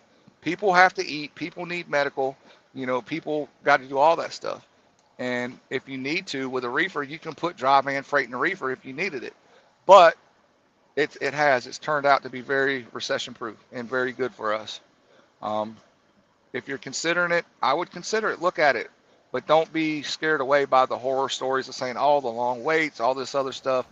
It's no different than being in a dry van going somewhere. You go to the grocery warehouse, okay, you might be there on average for maybe 2 to 4 hours, but take into consideration that you got. I'm a dry van. I had a load of tortillas. I just went to the Kroger over here in Virginia. Yeah. They let me check in early. I was out of there. Even with sitting in the dock for 3.5 hours, I was out of there by my appointment time. And I don't think it may be less likely, perhaps at some places. As a drive-in, I do know that I spend a little more time at grocery warehouses, but is it any different is it really any different? Because it's not any different. Drive-in places, I get stuck there. I have to wait. Yeah. I got whatever's going on or whatever. Like there's always issues anywhere. It just depends. And I will say this. Usually with a reefer, if you go somewhere and you have to wait an extreme amount of time with a reefer, right? Yeah. Keep this in the back of your mind, right? Now, everybody has no problem telling about the negative. Oh, I'm in a dock for this long, this, they're taking forever. Keep this in mind on the other side of it. If you're being held up, right, more than likely there's a reason. Because when it comes to refrigerated stuff and like food in particular, they have to pull that stuff off the trailer. They got to check the temp of it as it's coming off. And more than likely, at all these grocery warehouses, they have what's called USDA certified inspectors, right? They have food inspectors that have to inspect each food load coming off to make sure that it's got the proper temp, it's all this other stuff, it's what it's supposed to be.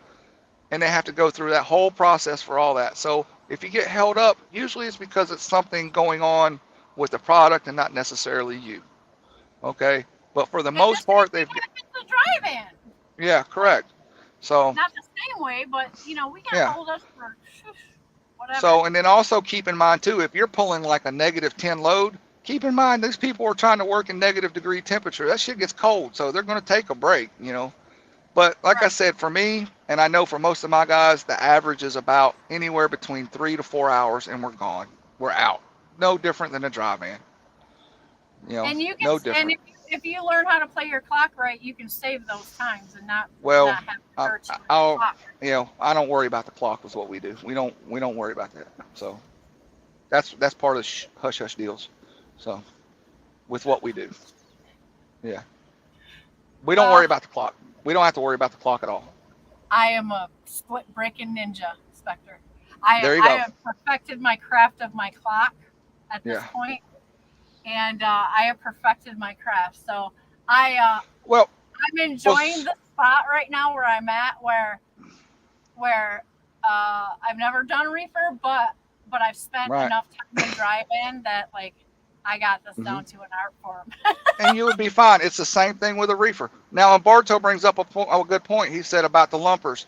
Let me tell you, ever since COVID, lumpers actually have gotten better, and here's why: it's because of it's all automated now. It's a relay or an app they use. Like you'll get an app, boom, toot, toot, toot. We just enter it in. Our fuel cards are set up. We just punch in the freaking thing, or if they need a T-check or code or whatever, they get hold of me, and it's done. They've actually made that quite streamlined, and and stuff. There's been a lot of good things that came out of COVID for us, and a lot of things that, that had to change. So the lumper situation has gotten a lot better, and a lot of people bitch about it saying it's a scam. It's not a scam. The money comes back to you. It is what it is. So you just got to deal with it and move forward. I don't know. Did we lose Shannon again? Did we lose her again? No, Yeah. listen, I had to take care of something real quick. Oh. Okay, so no, I can, you know what? I've been able to learn how to do, and maybe you could do this before, but I got it now. I pay the lumper. I get reimbursed from the broker. What the heck is the big deal? Because people complain and they think that they're having to pay for it when that's not the truth of it. I mean, a lot of people say, well, the shipper and the receiver should work that out before it goes. Well, they can't, because they don't know how it's going to be loaded. And a lot of times they don't know how the receiver is going to want it broke down to put into their storage systems. That's the whole reason for the lumpers, and you can't do that, so, okay, boom, you have to pay it. The money comes back to you. It's no big deal. It really isn't. Here's my little other side take on it. A lot of times when using lumpers and that situation happens, it takes a long time. And other than the situation where, like, I got to get to the next load, but I've learned to schedule. If I have to run one of those loads, I schedule time because I already know better. Yeah. So I don't put the next load at risk. Yep. But I am earning detention. Okay? That's money in my Uncle Phil, pocket there you go. for not running. And so what? I pay them. It takes me 10 minutes. I go get the receipt. It's one extra sheet of paper I have to send into my broker to get reimbursed. So what? I just earned an extra $70 sitting there for 2 hours. Right. Well, here's the other thing too. With the way that the ELD clocks work and everybody's worried about the clock, nobody should complain for sitting there for 3 hours because it sets you up for a split berth, a split sleeper. Just chill. That too. So that's what I'm saying. Like, I don't understand I don't understand the big problem. There isn't. It's just a reason for people to. It's just a reason for people to complain to make a problem when there really is no problem. Look, new people don't listen to any of that stuff. It's just chatter. Yeah. Do what you want. Reefer is profitable. It's lucrative. Yeah. And me being drive-in for all these little years now, I can't say that the weights and this and that doesn't happen in drive-in. So there's not really a difference except for what you want to do. Yeah. And so I think that just has to go away. I think that stuff needs to go away. Yep. And Mr. B's is right. Because you feel like, that's where it's at, because people are going to keep eating. Dear God, people are keep eating more and more. Well, and Mr. B's is right in his comment. He's like, what has happened? He hears stories about drive-in and reefer. And you're right. That's why we still have some drive-ins. We just, with what we do in our area, and for me personally, what I learned over COVID, the reefer is very much, it's more stable. It just is. It's more stable. Drive-in is very saturated at all times because it's the easiest thing to get into. It really is. There's lots of competition. A lot of competition. And that's why traditionally drive-in rates are always lower, the lowest of the three, modalities, except for last year, drive-in was higher than reefer. And that was because there was a lot of imports coming in, a huge amount of imports coming. And that's why it's like so retail driven, but well, that's changed, hasn't it? Yeah. Oh yeah. Big time. And that's why we made the switch. I mean, I've always said it. It's always the most important thing is the ability to look at potential change. If you need to change, you got to change. It's business. Businesses change all the time. Staying flexible and the ability to make a change is where it's at. If you set your business so hard to be enabled to change, then you're going to struggle. You're going to have a hard time. Well, we're seeing that, aren't we? Even with bigger Yeah. companies. Oh yeah. It's I'm not shocked. over either. Like, you would assume to be an assumer, which is not good. But if you were to be an assumer and assume that because of these companies have what they have and they're the size that they've built themselves to be, that they would have no problem surviving the ups and downs. Yeah. And it makes me wonder, like, wow. With the exception of Yellow, like, that was the whole unit thing. Yeah.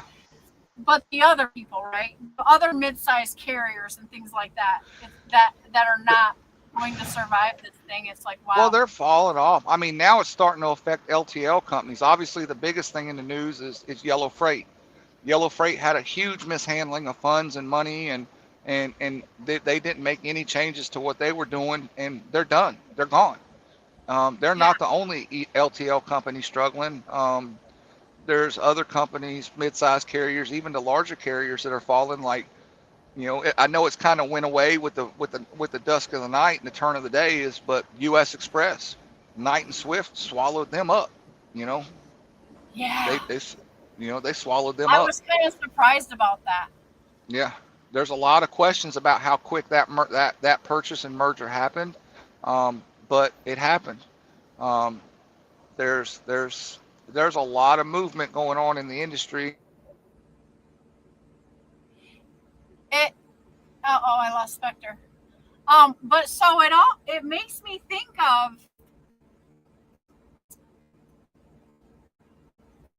It makes me think of, is there a right size of trucking company, right, to be at its maybe strongest point? Are these companies too big? Did they put too many eggs in one basket, right?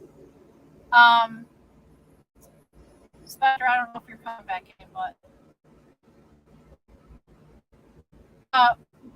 so I'm just saying that as a business owner, analyzing it, trying to learn, being a student, like, okay, we all try to look at, say, where did they go wrong, right? So we can learn the lessons from it. That's how I kind of look at it. So I want to learn from that, right? I'm sure everybody's interested in that. Like, what went wrong? What did they do wrong? What happened there? Or did somebody just come in and offer them so much money that they couldn't say no? Or, I look at a lot of things in business like that, because even if you want to invest in a stock, right, you want to kind of ask, you want to look at an organization, you want to, but when we're out here and somebody goes under like that, we thought, oh, that was kind of a big company. I think it's important to know why. I think it's important to know what happened. Ask the questions. And if you're trying to build a fleet or a trucking company, you definitely should try to understand where they went wrong, because you don't want to make the same mistake, So, Mr. Bees is bragging about something. Yeah, I love being special. I got to pull some crazy stuff into some very strange locations and got pulled out of some very strange places. It's exciting, isn't it? Spectre saying he lost signal. You closing it down or going to keep it going? I think I'm going to close it down. Dee Dee's starting to chew on me, which means she has to go potty, which means I'm going to have to take her out. And gosh, we had a great session today. Please go hit the like. YouTube is showing me that, like, I only have 4. And I know we have like 27 people in here. So please hit the like, guys, please. CB says large trucking companies. So I'm going to wrap it up anyways. It's noon. I'll let everybody go to lunch. We had a great coffee today, but coffee's over, guys. It's afternoon. Get a hold of Spectre. The link was in the chat. If you are interested in applying for that driver position that he's talking about, I want to be part of the awesome team over there. CB says large trucking companies' success is about smart finance, not huge revenue. I agree with that. That's a fact. And so that, of course, that brings my mind like, okay, where did they screw up at, right? Trucking with MC says he sees 39 likes. Okay. Doty's page says, you're looking beautiful, girl. Have a great day. Thank you, Doty. I'm clean. I'm fixed up. You guys saw me the other day. That's how this nasty girl looks when she's working hard, okay? I'm sorry. It is what it is. I'm so real. I want you to love me for who I am, not anything else. Like the real me. Okay. Well, thanks for the likes. I don't know why my thing's not showing that. I got a big old loud chirp. I'm sorry about the noise. I had the window on like this whole time so that I could have some air. Well, we did not get to the subject that I was going to talk about, but that's okay because we're going to push it to next Sunday. Okay? And maybe this will give you guys some time to think about it. Because I'd like to have people on the panel too, because the question and the topic today was going to be, what is your why? Okay? So we'll just hold that on the table. And we already got a topic for next Sunday. I think I'm going to invite people on if they want to talk about their why. And that could really get really good into some journeys, right? That maybe aren't shown on YouTube, and maybe some really good situations. Okay. So that's the deal. I'm still sore from my workout. And I don't know if it's too soon to work out today because I'm supposed to work out today. I'm going to try it. But if I fall and bump my head because my legs fall out from underneath because they're still so sore from the other day. You might see me with a Band-Aid on my head. I think today is like upper body and arms, right? We're going to work on this situation. So I'm going to get my workout in. And because I have time, I got to go down the street to the Walmart and get groceries. And so we're going to get the right groceries. I might show those later on a little short or something. So you can see how I get my groceries. And we got to get Dee Dee a new harness because she has busted the one that Sterling was so gracious to get for her. The replacement one that we went and exchanged and got the right one at Walmart. The clips are pretty cheap, apparently, because they busted. So we're going to go down to Walmart and we're going to get her a fancy new harness. And that's what I got going on today. Stuff. But I'm gonna have all of our supplies, and we're gonna be ready to rock. We're picking up tomorrow. We're going to Colorado. So I'm going back across the country. So that's what's going on. So I want to make sure I got all my supplies, make sure I got everything that I need, and look at my nutrition plan and go over my diet, making sure I got all the right stuff on the truck. And I did run out of my magnesium supplement. That's very important. I got to get another one of those. So there's no getting out of going to Walmart today unless I call Instacart. Speaking of foods and discounts, in my description of every video, I'm posting discounts for you guys. So at least take a look at it and see if there's anything that you can see there. And make sure those green APU people, we need to hook that up. So, chicken update coming soon. Okay, Trucking with T-Bone has a channel. He's announcing that he has a chicken update coming soon. If you want to put your link in there, Trucking with T-Bone. And Trucking with MC is in the house, waiting at his truck fixture, I'm sure. Should be running tomorrow, but I get behind after sitting a week. That's all right. You're going to catch it up. It happens. And all that.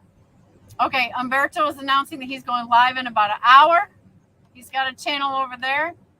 Thanks for all the likes. Thank you for the super chat.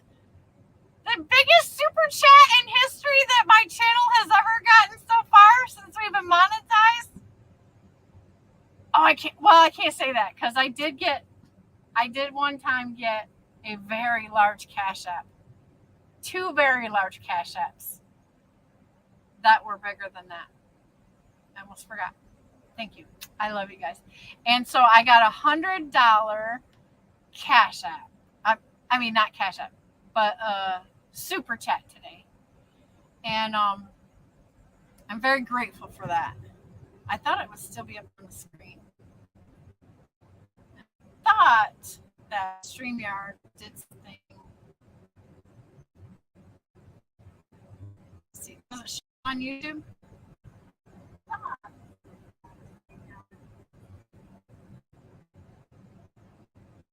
I think I need a better camera. What do you guys think? I feel like this laptop is fuzzy.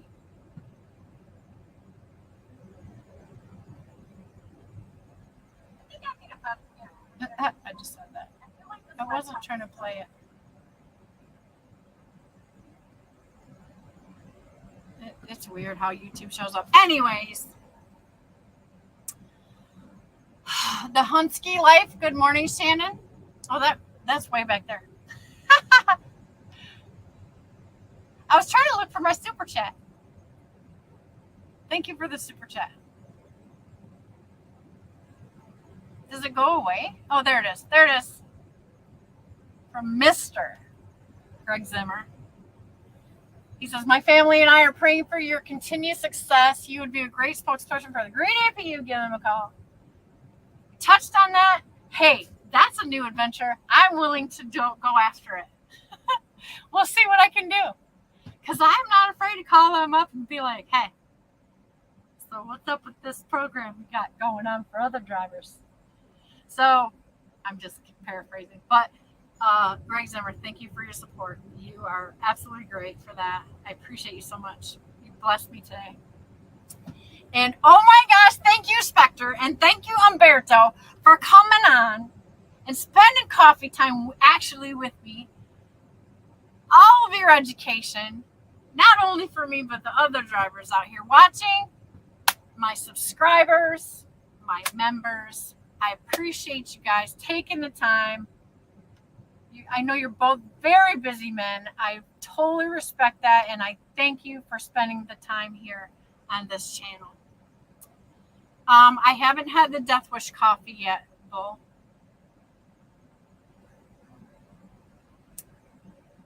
Umberto is making a confession that the Hunsky life is me.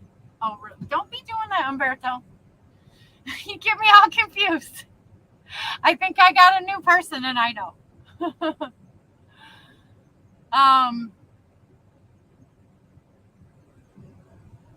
Trucking with MC is going to check out T-Bone. Yeah, T-Bone has a fun channel. He's showing the chickens at home. He's got that going on, and then he started doing some shorts about T-Bone's tips. There's a few of those. I don't know if he's still doing that. T-Bone, if you're still in here, you can let us know. But anyways, of course, I'm going to tell you, go subscribe to Cash is King DIY, Truckers Education Network, and Snorlord the Metalhead Viking Caveman Trucker, and Snorlord OG. Those guys are my mentors, have been for a long time. If you're trying to learn the business.